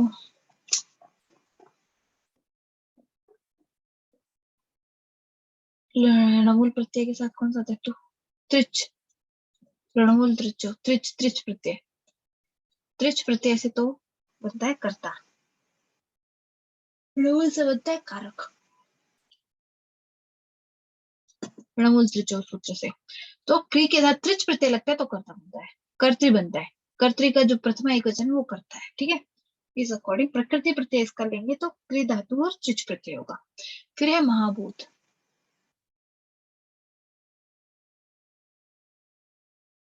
अभी ये जो है ना वह प्रकृति प्रत्यय का काम नहीं है, यहाँ महान है जो भूत वो महाभूत होगा, ठीक है। और वीण कुशल, वीणा में जो कुशल है वो, ये दोनों ही समास है, इसमें से ये बहुव्रीहि है, दोनों ही बहुव्रीहि है, ठीक है, जो वीणा में कुशल है और जो महान है। फिर है किन्हीं दो पदों की सिद्धि करनी है, किसकी, गौरी, तो गौर, गौर है कोई, उसमें हमने नी प्रत्यय लगा दिया तो गौरी हो जाएगा। शैव, शिव में लगेगा और तो शैव हो जाएगा। सुंदरतम, ये तम प्रत्यय है, और मंजिष्ठ। फिर आगे बढ़ते हैं, ये भारतीय इतिहास में चरक न केवल एक चिकित्सक अपितु एक व्याकरण और एक योग दर्शन के प्राच्य पुरुष माना जाता है। तो भारतीय इतिहास से न केवल चरकः न केवलम एकः चिकित्सकः अपितु एकं वैयाकरणः च योग दर्शन प्राच्य पुरुषः च माननीय अस्ति। फिर उन्होंने 3 महान कार्य किए, तो सह त्रीणि महान कार्याणि कुरुतः, क्या, चरक संहिता, व्याकरण महाभाष्य और योग सूत्र। तो उसके बाद डैश करके चरक संहिता कॉमा व्याकरण महाभाष्य च, तो यूं भी लिख सकते हैं चरक संहिता च व्याकरण महाभाष्य च योग सूत्रम च, ठीक है।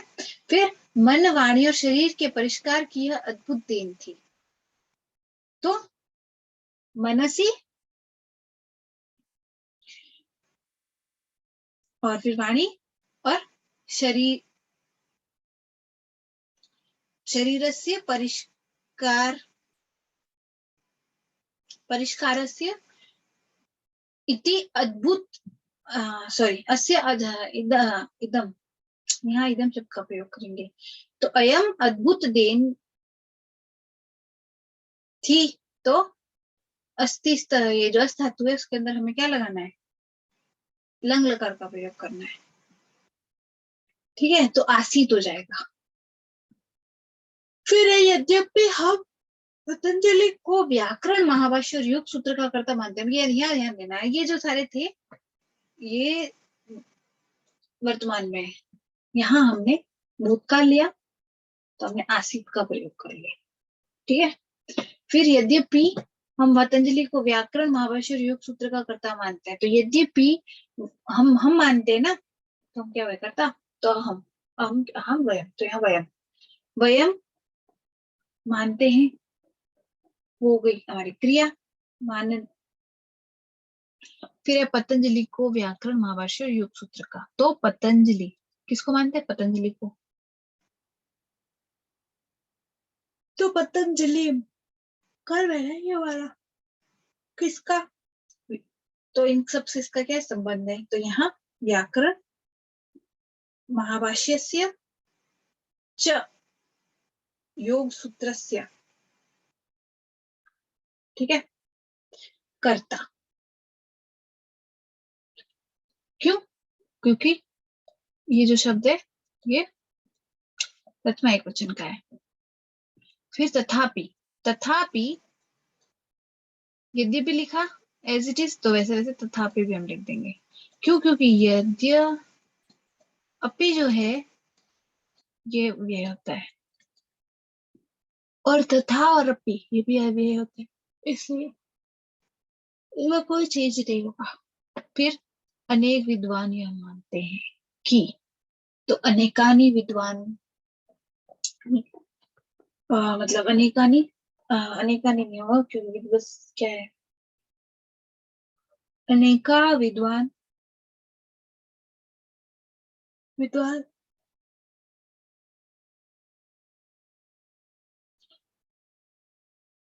तो अनेक विद्वान ये मानते हैं कि चरक और पतंजलि एक ही है, हम अनुमान करेंगे सुधार रहेंगे। फिर है निदाने माधव श्रेष्ठ सूत्रे तु वाग्भट्ट शरीर सुश्रुता श्रेष्ठ चरकत्सु चिकित्सके।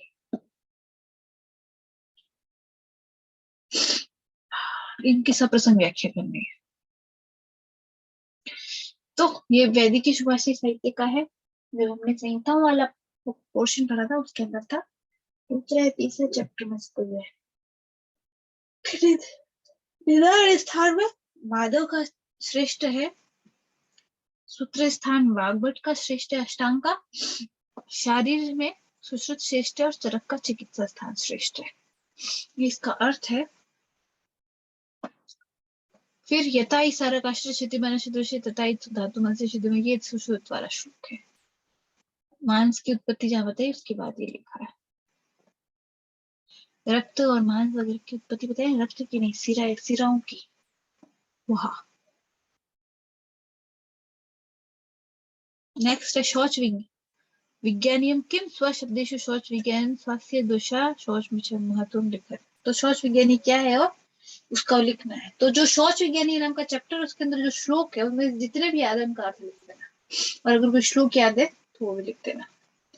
हृदय वर्णनम सुश्रुत दृश्य कार्य, तो जो चतुर्थ अध्याय के अंदर हृदय का वर्णन है ना, वो करना है। तो सबसे पहले तो क्या करना है कि हृदय की उत्पत्ति कैसे होती है, ठीक है।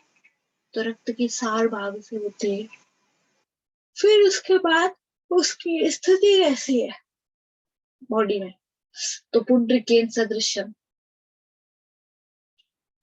वाला जो श्लोक है, अगर उसको लिख कर करें तो ज्यादा बेटर हो सकता है, क्योंकि ये थोड़ा एक बड़ा प्रश्न है निबंधात्मक, इसलिए। फिर मूर्ख नापित कथा स्व शब्देषु विलिख्य कथया वर्तमान काले प्रसिद्ध प्रदर्शन। अभी यहाँ क्या बोला है, मूर्ख नापित की कथा का खुद के शब्दों में व्याख्यान करने के बाद वर्तमान काल की प्रासंगिकता पूछिए, ठीक है। वर्तमान काल की प्रासंगिकता अभी में कुछ भी सोच के नहीं करना चाहिए, तो कई बार जो आजकल में चीजें होती है उसके अकॉर्डिंग उसको देख लेना है। वर्तमान काल में अपने आप इस तरह से सेट हो जाएगा। कथा सबको ही पता है कि शपनक था, शपनक नहीं सॉरी सेठ था, श्रेष्ठ दरिद्र था, उसके सपने में पद्म नामक निधि ने आकर बोला कि मैं शपनक के रूप में आऊंगी, तो वो वैसे कहानी लिखनी है। फिर विस्तार करना है इनका, बात प्रकृति और तंद्रा। तो यहाँ विस्तार के अंदर भी हमने क्या करना है, टिप्पणी लिखनी है एक दूसरे।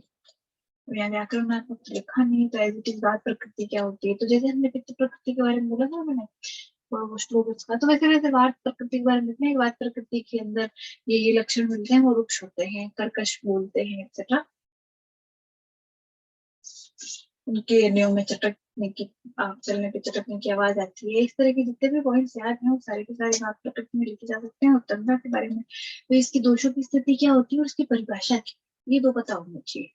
एक श्लोक है जिसमें सबके दोषों की स्थिति बताई है, निद्रा तंद्रा वगैरह के, वहां से वो उठा लेना। और एक श्लोक है जिसमें तंद्रा की डेफिनेशन बताई, वो दोनों श्लोक का अर्थ यहाँ आना चाहिए। फिर स्वरित संज्ञा विधेय, तो समाहार स्वरित उच्चारण, री वर्ण का उच्चारण क्या है, ऋतुलसा नाम दंता, ठीक है, तो दंत। फिर तिंग प्रत्यय लिखो, तो तिप्त जिसे संधि विच्छेद करना है किसका, रविंद्र है तो रविंद्र, कविंद्र है तो कविंद्र, ठीक है। और अच्छा गविंद्र है तो गोविंद्र, यहाँ दिख नहीं रहा है, दिनों में से जो भी है वो दिखेगा। वाचा अर्थ प्रतिपादकम लिखित्वा विभक्ति लिख, वचन और विभक्ति। वाचा ये शब्द है, इसका प्रातिपदिक क्या है और उसकी विभक्ति वचन क्या है, ये वाचा, ठीक है। फिर कर्तृम पठितुम अत्र मूल धातु प्रत्यय, तो क्रिय धातु तुम प्रत्यय, पर धातु तुम प्रत्यय। एकता विविधता अत्र प्रातिपदिकम पत्र प्रत्यय। तो एक बात में ध्यान में रखना, जहां प्रातिपदिक और प्रत्यय लिखा हो ना, तो प्रातिपदिक के पीछे लगने वाला प्रत्यय एक ही होता है, वो होता है तद्धित प्रत्यय, ठीक है। तो यहाँ तद्धित प्रत्यय लगे हैं और दोनों के अंदर तीन तद्धित प्रत्यय का प्रयोग किया गया है, ठीक है। फिर है द्वे अव्यय पदम लिखो, दो अव्यय पद लिखो, इसमें भी मिल जाएंगे यथा, तथा, अपि, ये अव्यय होते हैं। पेपर में भी ये ज्यादा दिख जाएगा, ठीक है। और फिर गम धातु लृट लकार गमिष्ति गमिष्ता गमिष्यन्ति गमिष्यसि गमिष्यता गमिष्यत् गमिष्यामि गमिष्याव गमिष्यामः। लम्ब कर्ण अत्र समासन में समास का नाम लिखना होगा। तो लंब करना का लंबे कान है जिसके वह अन्य पद प्रधान बहुव्रीहि समास। तेन पठ्यते अत्र वाच्य परिवर्तनम कृतम्, तेन पठ्यते, ठीक है। इसको क्या हो जाएगा, स तौ ते सह पठ्यते,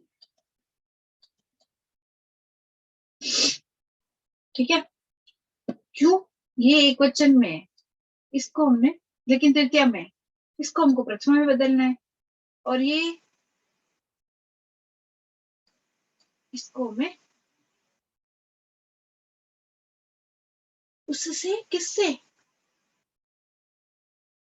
पद से परस्पर बदलना है, पठित से पठित हो जाएगा। फिर ब्राह्मणी पुत्र से मित्र रूपे कह आसित, ब्राह्मणी के पुत्र के मित्र रूप में क्या था, तो वो क्या था, वो एक नीला था, ब्राह्मणी का पुत्र वो। फिर ब्राह्मणी दानम कतिविधम भवति,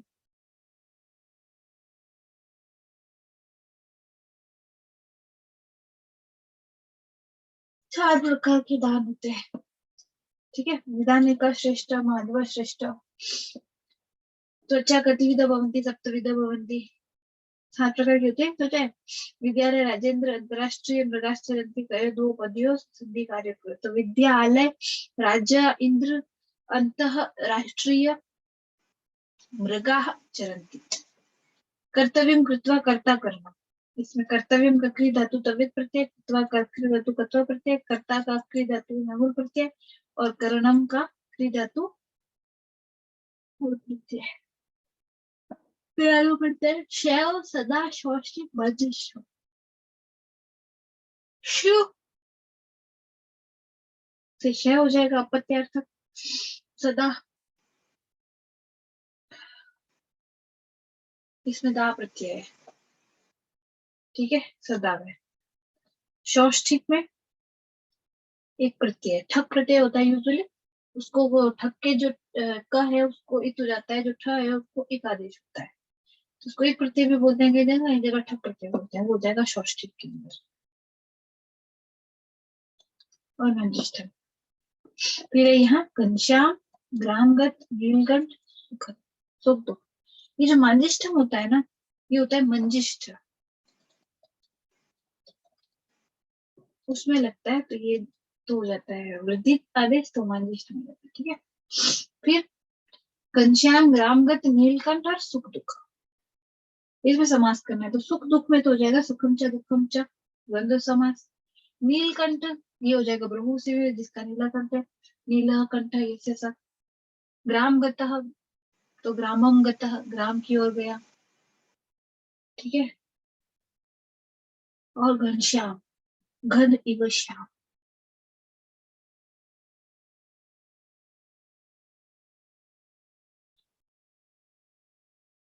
फिर अनुवाद करना है। आयुर्वेद आयु की व्याख्या करने वाला शास्त्र है। यह ऋग्वेद का उपवेद कहा गया है। ये बहुत आयुर्वेद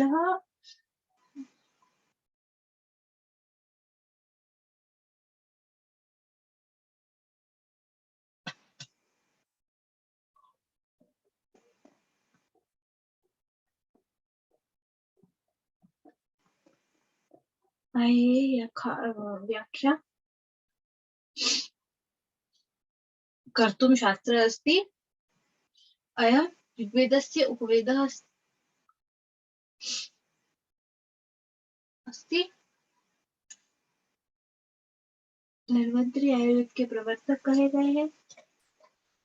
अपनी लैंग्वेज में कर दे रहा है। हृदय चेतना स्थान मुक्त सुश्रुते ही राम तमो विभूते तस्मिस्तु निद्रा विश्लेदेहिनां निद्रा हेतु समसत्व बोधने हेतु रच्यते स्वभाव हेतु वा हेतुर्गरीयान् प्रतिकीर्यते। किसा प्रसंग व्याख्या करनी है तो सिंपल है। जब हम यहाँ शुरू करेंगे तो पहले लिखेंगे सुश्रुत से आया है। सुश्रुत के शारीरिक शास्त्र के 4 चैप्टर का वाला श्लोक है। हृदय को वर्णन करने के बाद में निद्रा के बारे में बताया है कि हृदय चेतना का स्थान है।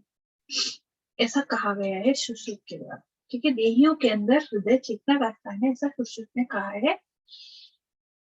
या ये सुश्रुत देहधारियों के अंदर हृदय चेतना का स्थान है, ऐसा धन्वंतरी कहते हैं सुश्रुत को। फिर तमो विभूत तस्मिन् निद्रा विशिष्ट देहिना, जब वह तम से अभिभूत हो जाता है तब देह में निद्रा का अवस्थान होने लगता है। फिर निद्रा हेतु स्तमा सत्वम बोधने हेतु इच्छते। निद्रा का हेतु तम होता है और सत्व है वो बोधन का हेतु होता है। और इसके पीछे वाला जो दो लाइन है वो मैंने पहले बता दी पेपर के अंदर। फिर आगे बढ़ते हैं, सूत्रों की व्याख्या करनी है। हलंत्यम, ये हलंत्यम उपदेशे हलंत्यम इत, इसकी पूरी व्याख्या होती है ये। और इसका अर्थ होता है कि उपदेशों में अंतिम हल की इत संज्ञा होती है।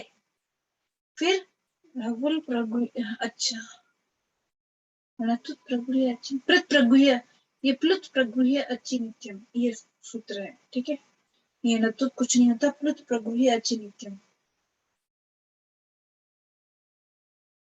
तो जो जो अच्छ प्लुत होते हैं उनकी नित्य रूप से प्रगुह्य संज्ञा हो जाती है। इस तरह से चिकित्सा किस प्रकार उपयोगी है स्पष्ट कीजिए। तो क्वचित धर्म, क्वचित मैत्री, क्वचित ऐसा, क्वचित, और किसी की क्या करती है वो लास्ट में क्या लिखा था, हाँ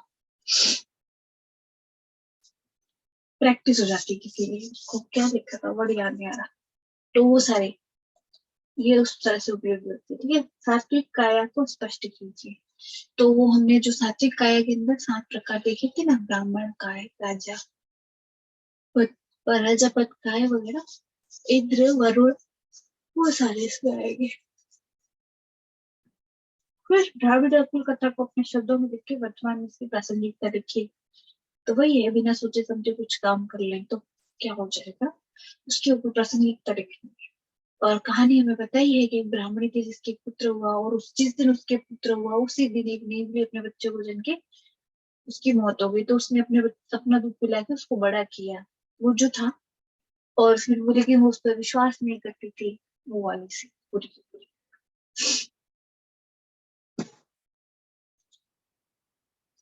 फिर विवाह वर्ज्य तुलना कहानी, ये नहीं आएगा, ये पुराना पेपर है मेरे हिसाब से। हाँ, चरकानुसार आयुर्वेद का उच्यते, तो वहां लिखना है हितम हितम हिता हितम सुखम दुखम आयुस्तस्य हिता हितम मानम च तच्चित्तम आयुर्वेद स उच्यते। इसलिए कुछ एक श्लोक याद करना चाहिए क्योंकि इसका उत्तर ये श्लोक ही होगा। फिर सर्वेषां स्नानानां विशिष्टम किम, सभी स्नानों में कौन सा विशिष्ट है। तो जल से जो स्नान होता है वही विशिष्ट है। वरुण स्नान, 6 प्रकार के स्नान बताए ना उसमें से। कोयम कश्यप, कश्यप कौन है, ये नहीं है। फिर विद्या का उत्तम, कौन सी विद्या उत्तम होती है, जो काम है। ठीक है। सायं प्रातः मनुष्याणां भोजनम विद्या निर्मितम नान्तरा भोजनम कुर्यात् उपवासो यथा भवेत् भोजनम विधि, ये वाला नहीं है। अत्यंग उपाना भी बच्चन के नीलम बचाते देवदोष, ये वाला भी नहीं है। राक्षस ग्रहित ब्राह्मण, ये भी नहीं है। लोभाविष्ट चक्रधर कथा, ये है। नगरी नगरस्य विरतस्य व्यथि यथा स्वशरीरस्य मेधावी तस्य, ये भी नहीं है। फिर ये के सदातुरा पुरुषा, ये वाला था। ब्रह्मचर्य किम लक्षणम, ब्रह्मचर्य का लक्षण क्या है, ये भी नहीं है। किम निधनम व्याति पृथ्वी कानी रत्नानि, कीदृशं गृहं शयनाय वितरेत् भोजनं च किं फलम्, कीदृशी भर्तुं विनाशाय दुष्प्राप्यानि किं प्राप्यन्ते, आयुर्वेद पदस्य निरुक्ति विधेया। के विश्चार गुणा, वृषभ के गुण क्या है, वैदिक धर्म से शरीर से किम महत्व, वैदिक धर्म में शरीर का क्या महत्व है। उच्च शक्ति संस्कृत शास्त्र रक्षण होते रक्षा, ये वाले नहीं है, ज्यादातर नहीं है। ये वाला है। यो वर्तते शुचित्वेन स वैश्वानर उच्यते, यो वर्तते शुचित्वेन स वैश्वानर उच्यते, ये श्लोक था। ठीक है। ये वाला भी है। ये वेदिकी सुभाषित साहित्य के वो श्लोक है जो सरस में है इस पेपर में से। काय वाग बुद्धि विषय ते मला संपस्थित चिकित्सा लक्षण आत्मी शास्त्री तेषां विशुद्ध है, ये भी है। वीतेभ्य चाभयम देयम व्याधितेभ्य, हाँ ये दान के प्रकार। फिर ये नहीं है, ये था पच्ची सती गदा किसकी मोक्ष विषय में, अपच्ची सती गदा आतस्य की मोक्ष विषय में। नेक्स्ट पेपर लेते हैं, ये भी पुराना है बट उस ये जिस टाइम का पेपर है ना, इसमें 2 पेपर हुआ करते थे। फर्स्ट पेपर होता था व्याकरण का और सेकंड पेपर होता था बुक्स का। और वो बुक्स में भी वैदिकी शुभाषी साहित्य के अभी 10 चैप्टर होते हैं, उसमें 20 होते थे।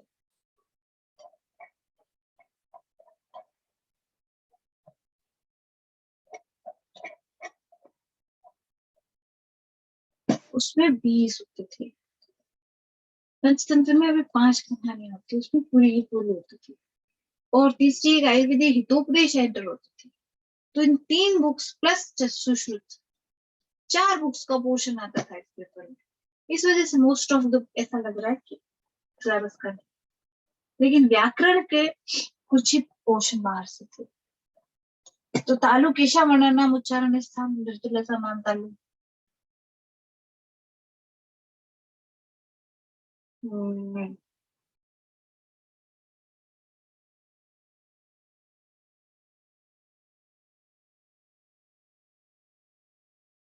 इचुएशन तालु।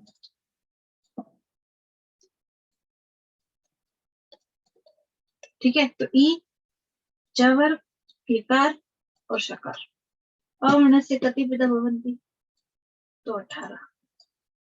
बाह्य प्रयत्न कति, तो बाह्य अध्ययन 2 प्रकार के प्रयत्न हो गए, उसमें से बाह्य हो गए।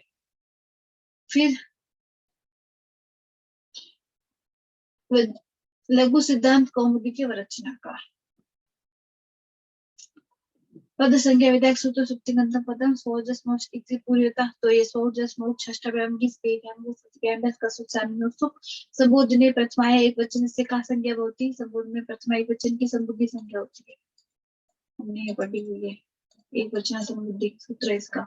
संपसारण संज्ञा क लादेशा इति गति केचते 10 होते को लकार बोलते, जो लट लकार कस्मिन् अर्थे भवति, तो वर्तमान काल।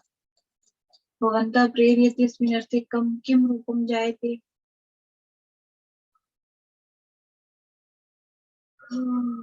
विपठिष्यति अस्य विग्रह वाक्यम अर्थम वा लिखत। यह जब उद्वित हो जाता है ना समय खो करके, वो होता है, ये सिलेबस में नहीं है। कारकानि कति कानिच्यतानि, 6 प्रकार के कारक होते हैं। ठीक है। कौन सा? कर्ता, कर्म, करण, संप्रदान, उपादान, अधिकरण। एद नियम शुष्क स्वप्न स्तुति एषु द्वयो पदयो प्रकृति प्रत्यय लिखा। एद धातु अन्य प्रत्यय, शुष्क धातु, ये दोनों भाई के सिलेबस में ये दोनों बार से गणपतम गणपति, गणपत का वही ये वाला नहीं है, कदा वही दा प्रत्यय लगा हुआ है, वो भी में ई है इनमें से, ठीक है। फिर परसन्निकर्ष संहिता अथवा हलो निद्रा संयोग, तो संयोग संज्ञा संहिता संज्ञा। एचो ए वायव अयादि संधि पूर्वत्र संहिता। सर्वधनी सर्वनामानि सर्वनाम संज्ञा रुचिबम भ संज्ञा। स्वरादि निपातम अव्ययम अव्यय स्वतंत्रता कर्ता कर्ता की परिभाषा समर्थ परिधि और चार से द्वंद्व द्वंद्व समास। ये वाला नहीं है, ये वाला नहीं है, ठीक है। पावकः पौवकः दैत्यारि दैत्य अरि वागीश वाक ईश शिवो बंधः शिवः बंधः, ठीक है। रामाय, यहाँ रूप सिद्धि लिखी है, रूप सिद्धि बात ही नहीं है। यहाँ मैं विभक्ति वचन बता देती हूँ। चतुर्थी एक वचन राग शब्द की, ये सर्व शब्द की। रवासु सप्तमी बहुवचन राज्ञा प्रथमा एक वचन का राजा होती है, ये होती है। यहाँ विसर्ग होता तो ये कंटिन्यूअस वचन क्रॉस बनती है। हरि मति युष्मत् शब्दानाम रूपाणि लेख्यानि। इनमें से कोई एक ही पूछता है आजकल, तो वही हरि और मति, इन दोनों की तो एक जैसे चलेंगे, ठीक है। और युष्मत शब्द होते हैं, हमको याद करना पड़ेगा। स्मद और युष्मत में क्या है ना, काफी चीजें अलग चलती है, उनकी सिद्धि भी मुश्किल पड़े तो उसको पढ़ने से मतलब नहीं है, शब्द रूप ही देख लेना एक बार। वैसे अस्मद और यस्मत दोनों के एक जैसे चलते हैं, उसमें कोई फर्क नहीं है। त्वम युगाम युयम त्वाम युगाम युष्मन् त्वया युगाभ्याम युष्मभि तुभ्यं युगाभ्याम युष्मभि त्वं युष्मकं त्वयि युष्मसु। एक लाइन खा गई होंगी शायद। तो इस तरह से इसके शब्द रूप चलते हैं। एद धातु लट लकार्य रूपाणि लिखित। एद धातु में लट लकार, तो एदते एदति एदन्ते, क्योंकि इसके क्या चलते हैं, आत्मनेपद चलते हैं, ठीक है। विजयते विरमति एदितव्यम एतेषां रूपाणि सिद्धि कार्य, उसमें आ जाएगा एदितव्यम, एद धातु तव्य प्रत्यय।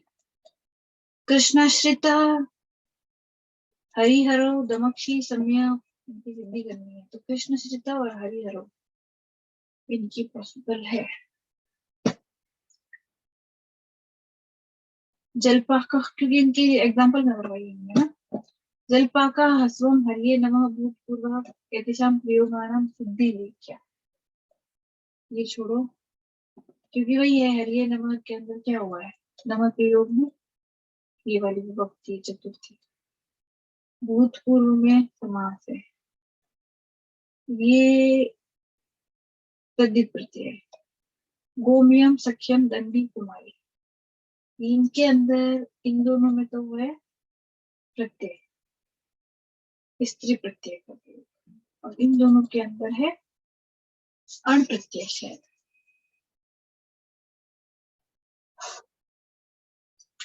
फिर आगे बढ़ते हैं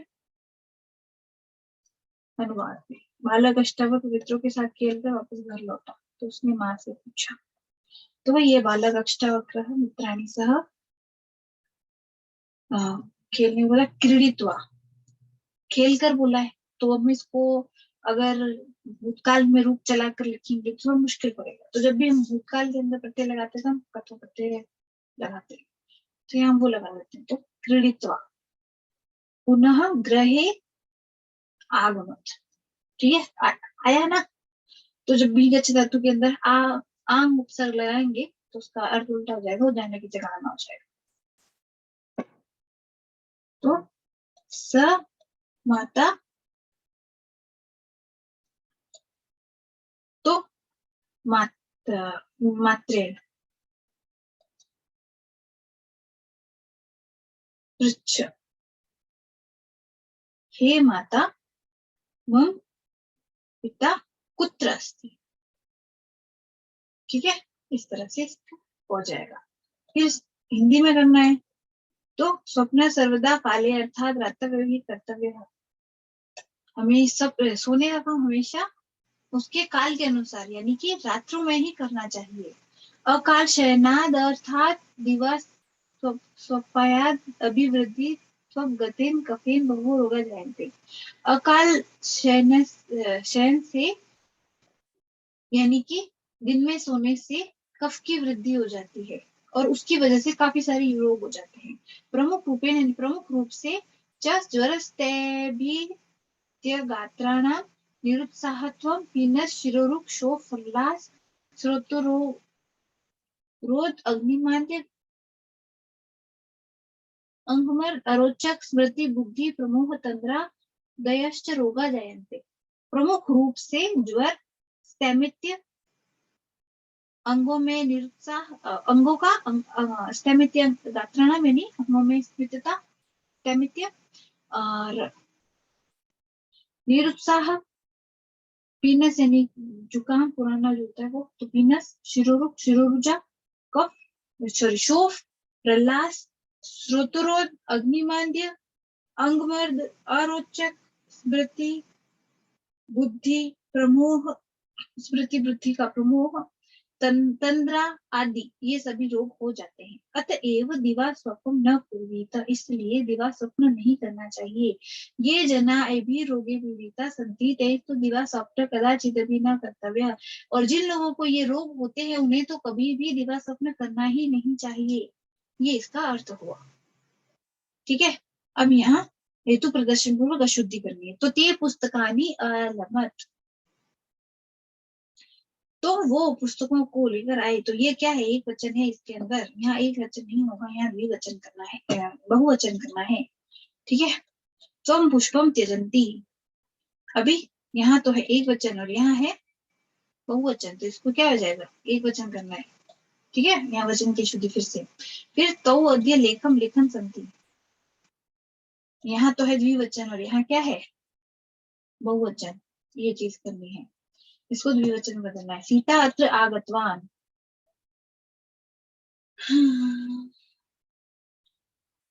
सीता यहाँ आ गई,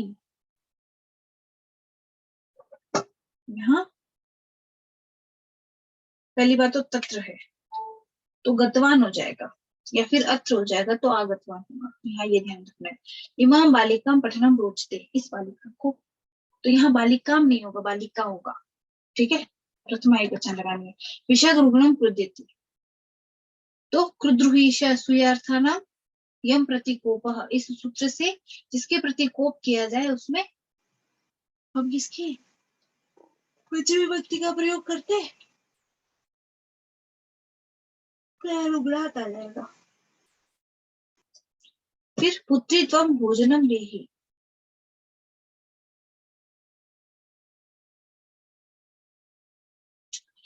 तो तुम भोजन दो।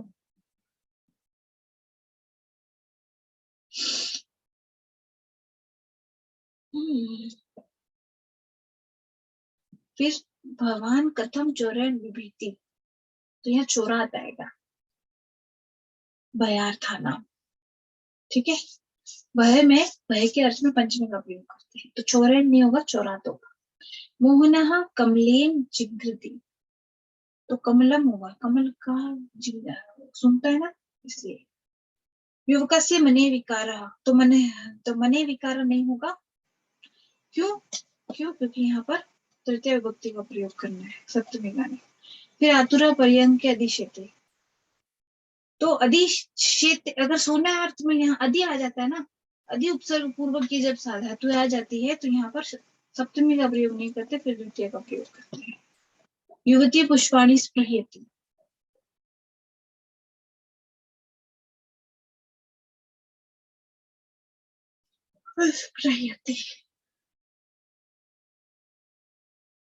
फिर जनकस्य सह आतुर आगतः, जनक के साथ आतुर आता है, तो यहाँ जनकेन होगा।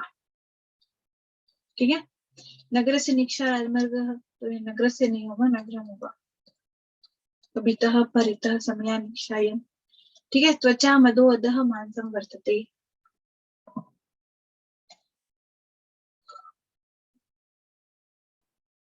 तो इस तरह से ये हो गए सारे के सारे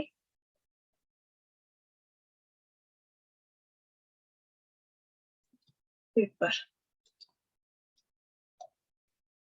प्रत्याहार शल और धर। चुटु, चुटु किस संज्ञा संबंधित है? तो इस संज्ञा से। गजेंद्र में से है गज इंद्र। अक्षौहिणी शब्द में अक्ष उहिनी। संधि विधायक सूत्र लिखना है। अच्छा, संधि संधि लिखनी है तो अक्ष उहिनी। अनंतरा पद में समास विग्रह। और ये इतना क्लियर नहीं है, ये सही है, ये वाला करते हैं। ये थोड़ा तुल्य से प्रयत्न सवर्णम, तो ये सवर्ण संज्ञा करता है। आस्य और प्रयत्न जिनका समान हो उसकी सवर्ण संज्ञा होती है, इसका अर्थ है। व्याख्या करेंगे उदाहरण सहित। तो हम उदाहरण बताने हैं कि भाई अकुह विसर्जनीय नाम कंटा यानी अ का वर्ग और विसर्ग इत्यादि का हम उच्चारण जब करते हैं तो कंठ से करते हैं। ये तो हुआ आस्य। और वैसे जैसे हम प्रयत्न के बारे में भी करेंगे, ठीक है। बाह्य प्रयत्न, आंतरिक प्रयत्न, तीनों का एक उदाहरण भी देंगे, काम हो जाएगा। अलंतरा से होगा जब दो हल बिना अंतर के यानी आसपास उपस्थित हो तो उनमें संयोग संज्ञा होती है, और संयोग जब भी होता है तो उनमें व्यंजन संधि का प्रादुर्भाव होता है। आदर्शनम लोप जो दिखाई नहीं देता उसकी लोप संज्ञा होती है, या उसका है परिभाषा वृद्धि आदेश। ये वृद्धि संज्ञा करता है किसकी? वृद्धि आ, आई और औ की। इको यणची, एक को यण आदेश हो जाता है अच परे होने पर। ये इसका अर्थ है, व्याख्या कर सकते हैं। काय वाग बुद्धि विषय मला संपस्थित चिकित्सा लक्षण आध्यात्म शस्त्रेशा विशुद्ध, ये मैंने बताया था चिकित्सा शास्त्र के जो वो है उस वाले चैप्टर में यदि की सुभाषित थी है तो उसका अर्थ है, इसका अर्थ बताया हुआ है। अग्निवेश कृत तंत्र चरक प्रति संस्कृति यदि हास्य तदन्यता यानी हास्य न तत्वचित, ये भी बताया है। चरक संस्कृत संहिता के बारे में है कि अग्निवेश के द्वारा जो बनाया गया ये तंत्र है और चरक के द्वारा जो प्रति संस्कृत है, इसके अंदर जो है वो कहीं नहीं, जो सब जगह है, और जो इसमें नहीं है वो कहीं भी नहीं है।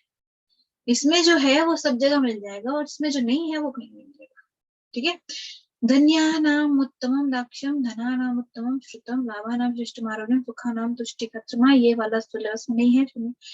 निरर्थ शनि पंथा शनि पर्वतमारोहित, ये वाला है कि सारे काम धीरे धीरे करने चाहिए, व्यायाम भी धीरे धीरे करना चाहिए। ये व्यायाम वाले चैप्टर का श्लोक है। यावद वायु स्थितो देहे तावद जीवनमुच्यते, मरणम तस्य निष्क्रांति ततो वायु निरोधयेत। इसलिए वायु का निरोध करना चाहिए क्योंकि वायु से ही जीवन है। जब वायु निकल जाती है तो साथ में जान भी निकल जाती है, ऐसा इसका अर्थ है। उत्सव व्यसने प्राप्ति दुर्भिक्ष या दुर्भिक्ष शत्रु संकट राजद्वारे संसारित बांधव, ये जो वो चार मूर्ख पंडित थे जो वो गांव में गए थे, उसने किसने गधे को बांधु बना लिया था और ऊंट को धर्म बना लिया था और गधे और ऊंट को साथ में बांध दिया था। फिर गधे का मालिक डूबी आया पिटाई करने के लिए, तब तक वो चले गए। वो वाली जो कहानी थी मूर्ख चार पंडितों की बचपन से, वो ये उसका श्लोक है, मूर्ख पंडित कथा, उसको लिखना है। तो वही यहाँ चार थे, फिर वो पढ़ने के लिए गए, वहां उन्होंने खूब घोड़ रोड की पढ़ाई की। फिर बोले कि अब घर जाना है तो दक्षिणा देख करके घर को रवाना हुए। रास्ते में गए तो दो मार्ग थे, तो उन्होंने पुस्तक खोल के देखा तो महाजना ये गति सा मार्ग, जिस मार्ग पे महाजन जाए वही सही है। तो एक महाजन के बेटा मर गया था तो वो लोग शव यात्रा लेकर जा रहे थे, उनके पीछे पीछे वो लिए कि वही मार्ग सही है। आगे शमशान में पहुंचे, शमशान में एक गधा खड़ा था, तो ये वाला श्लोक है। उत्सव व्यसने प्राप्त दुर्भिक्ष संतोषण कटिराज वाले शमशान चाहिए तो उसको बंधु बोला, उसके गले मिलने लगे, पैर छूने लगे, कोई कुछ करने लगा, कुछ करने लगा, तो वहां से ऊंट निकला। तो ये धर्म से त्वरितो गति, तो तेज चलता है वो धर्म है। और फिर दूसरे ने पढ़ा भाई हमारे बंधुजनों को धर्म के साथ बांध देना चाहिए, इसलिए उन दोनों ने गधे और ऊंट को बांध दिया, गधे और ऊंट को बांध दिया आपस में। तो ये जो कहानी थी वो लिखनी है इसके अंदर। और उसके बताएगी शिक्षा कि भाई वो ज्ञान किसी काम का नहीं जो यथार्थ यानी जो क्या ना लोक व्यवहार का हेतु न बन सके। टिप्पणी लिख रही है संशोधक। संशोधक की परिभाषा का श्लोक बताया था मैंने। दिवा सूर्यांशु सप्ताशम निशि चंद्राशु शीतलम अगस्त्य नाभिषीकृतम, वो वाला जो था वो संशोधक का। स्वास्थ्य की परिभाषा प्रसन्ना प्रसन्नात्मेन्द्रिय मना स्वस्थ इत्यादि दिए थे, वो जो सुश्रुत की परिभाषा है वो वाली लिखनी है। फिर है शुद्धा तंद्रा आलस्य क्लम और ग्लानिन के लक्षण। ये सुश्रुत के अंदर इन सबके एक श्लोक लिखा हुआ है, वो सारा का सारा इसके लक्षण में आएगा। श्लोक याद हो तो वो लिख लें, नहीं तो हिंदी लिख लें। शब्द के रूप लिखिए देव, इसके चलेंगे राम की तरह। और अस्मत् के अहमायाम वयम मामावामस्मन् मयावाभ्याम अस्मभि मयमावाभ्याम अस्मभ्यम मतावाभ्याम अश्वभ्यम मम्यह्यम आवाभ्याम अस्मद् मय ममाव्यास्मकं मयाव्यास्मसु। धातु के रूप पठ लट लकार, पठती पठता पठंती पठती पठता पठत पठामी पठामा पठामा याच के लोट लकार याचते याचनते याचते, इस तरह से। ये क्लियर नहीं है। वही सुप्तिनंदम आकाशवाणी दीर्घ एको यंची आविर्भाव। प्रयत्न से आप क्या समझते हैं? माहेश्वर सूत्र कितने 14 शास्त्र में इसकी क्या उपयोगिता है और क्रमबद्ध रूप में लिखा। माहेश्वर सूत्र याद रहना चाहिए, क्यों? क्योंकि उसके बारे में एक तो ये पता रहता है क्या प्रत्याहार जब भी आए तो निकाल सकते हैं अगर याद नहीं भी आ रहा तो, लेकिन जिससे लिखना आता है ना एक बार 14 के 14 सूत्र वो लिख लेना, ध्यान से रखिए।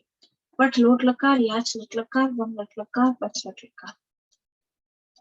लट लकार के सबके वही है, गच्छति गच्छता गच्छन्ति पठति पचति पचता पचन्ति। ठीक है, यहाँ क्या है बालिका शब्द के स्वरूप सब विभक्ति में रमा के जैसे चलता है वैसे बालिका के चलते हैं। कला से आप क्या समझते हैं? कला कलोपी सप्तपदी ज्यादा शब्द को स्पष्ट करते हुए सप्तपीठ कलाओं के नाम। वो जो कला के ऊपर जैसे वो आंख थी वैसे वैसी वो टिप्पणी थी, यहाँ थोड़ा और इलेबोरेटर लिखना पड़ेगा। निद्रा का भेद सहित व्याख्या करते हुए दिवस सपने से क्या हानि होती है, ये जो अभी थोड़ी देर पहले पढ़ा था ना वही का वही इसमें लिखना है। भेद भी लिखना है, सुश्रुत में दिए हैं 3-4 भेद, वो किन्हीं 3 पदों को संदर्भ से व्याख्या करनी। हिता हितम सुखम दुखम, अभी इसके बारे में मैं बता चुकी हूँ। एकता कर्तव्य सर्वे सहस्त्र दक्षिणा है, तो ये वाला है नहीं, ये वाला इसका ये भी प्रश्न था, उसका अर्थ में के रूप में इसके भाई अर्थ बता दिया। क्वचित धर्म क्वचित नैतिक क्वचित अर्थ क्वचित देश कर्माभ्यास क्वचित चैतिक चिकित्सा नास्ति निष्फला, कभी निष्फल नहीं होती है। सर्व में परते शरीर से पृष्ठ से सर्व में वनस्पति, ये वाला भी है। यह क्या कहते हैं चाणक्य के अर्थशास्त्र का श्लोक, ये वाला सब कुछ छोड़कर शरीर का अनुपालन करना चाहिए, शरीर के नष्ट हो जाने पे सब कुछ नष्ट हो जाएगा। शीलम शौचम शांति दाक्षिण्य मधुरता कुले जन्म न विराजन्ति सर्वे वित्तहीन सत्पुरुषस्य, इसकी व्याख्या करते हुए शपथ कथा लिखकर उससे क्या शिक्षा मिलती है? वही कुदुष्टम कुपरियतम कुश्रुतम कुपरिष्ठितम, ये वाला श्लोक याद रखना, ये वाला लिख लेना। फिर अपशिष्ट कारक से अर्थ विलिख्य तस्य सार्थकता विषय काव्य का कथा लिखनिया। अभी सीधी सीधी बात है, जिसको ये कथा नहीं याद वो दूसरे तो क्या लिखेगा, तो ये तो पहली कथा है। अपरीक्षित कारक से बिना परीक्षा किया हुआ, तो इसके जो श्लोक है और इसका का जो श्लोक है दोनों सेम है। अगर इसको किसी को अपरीक्षित कारक को अगर किसी को डिलेबरेट करना है तो वो इसी से करेगा। कुदुष्टम कुदुष्टम कुश्रुतम कुपरिष्कृतम, वो जो श्लोक है वो ये अपरिचित कारक का डेफिनेशन ड्रॉ कर देगा।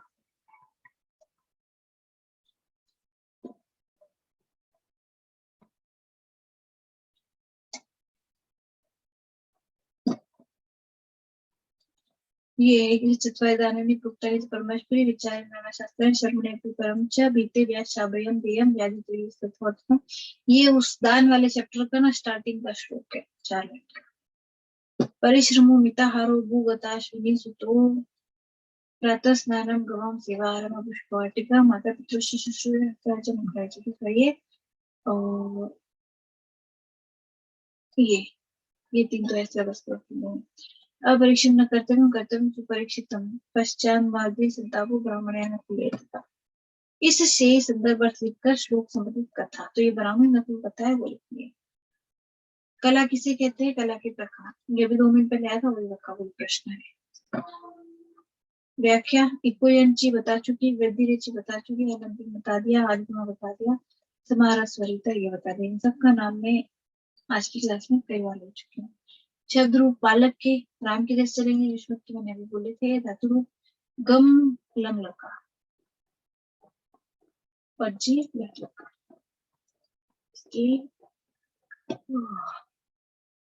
विधि बदुआ एक कच्छा में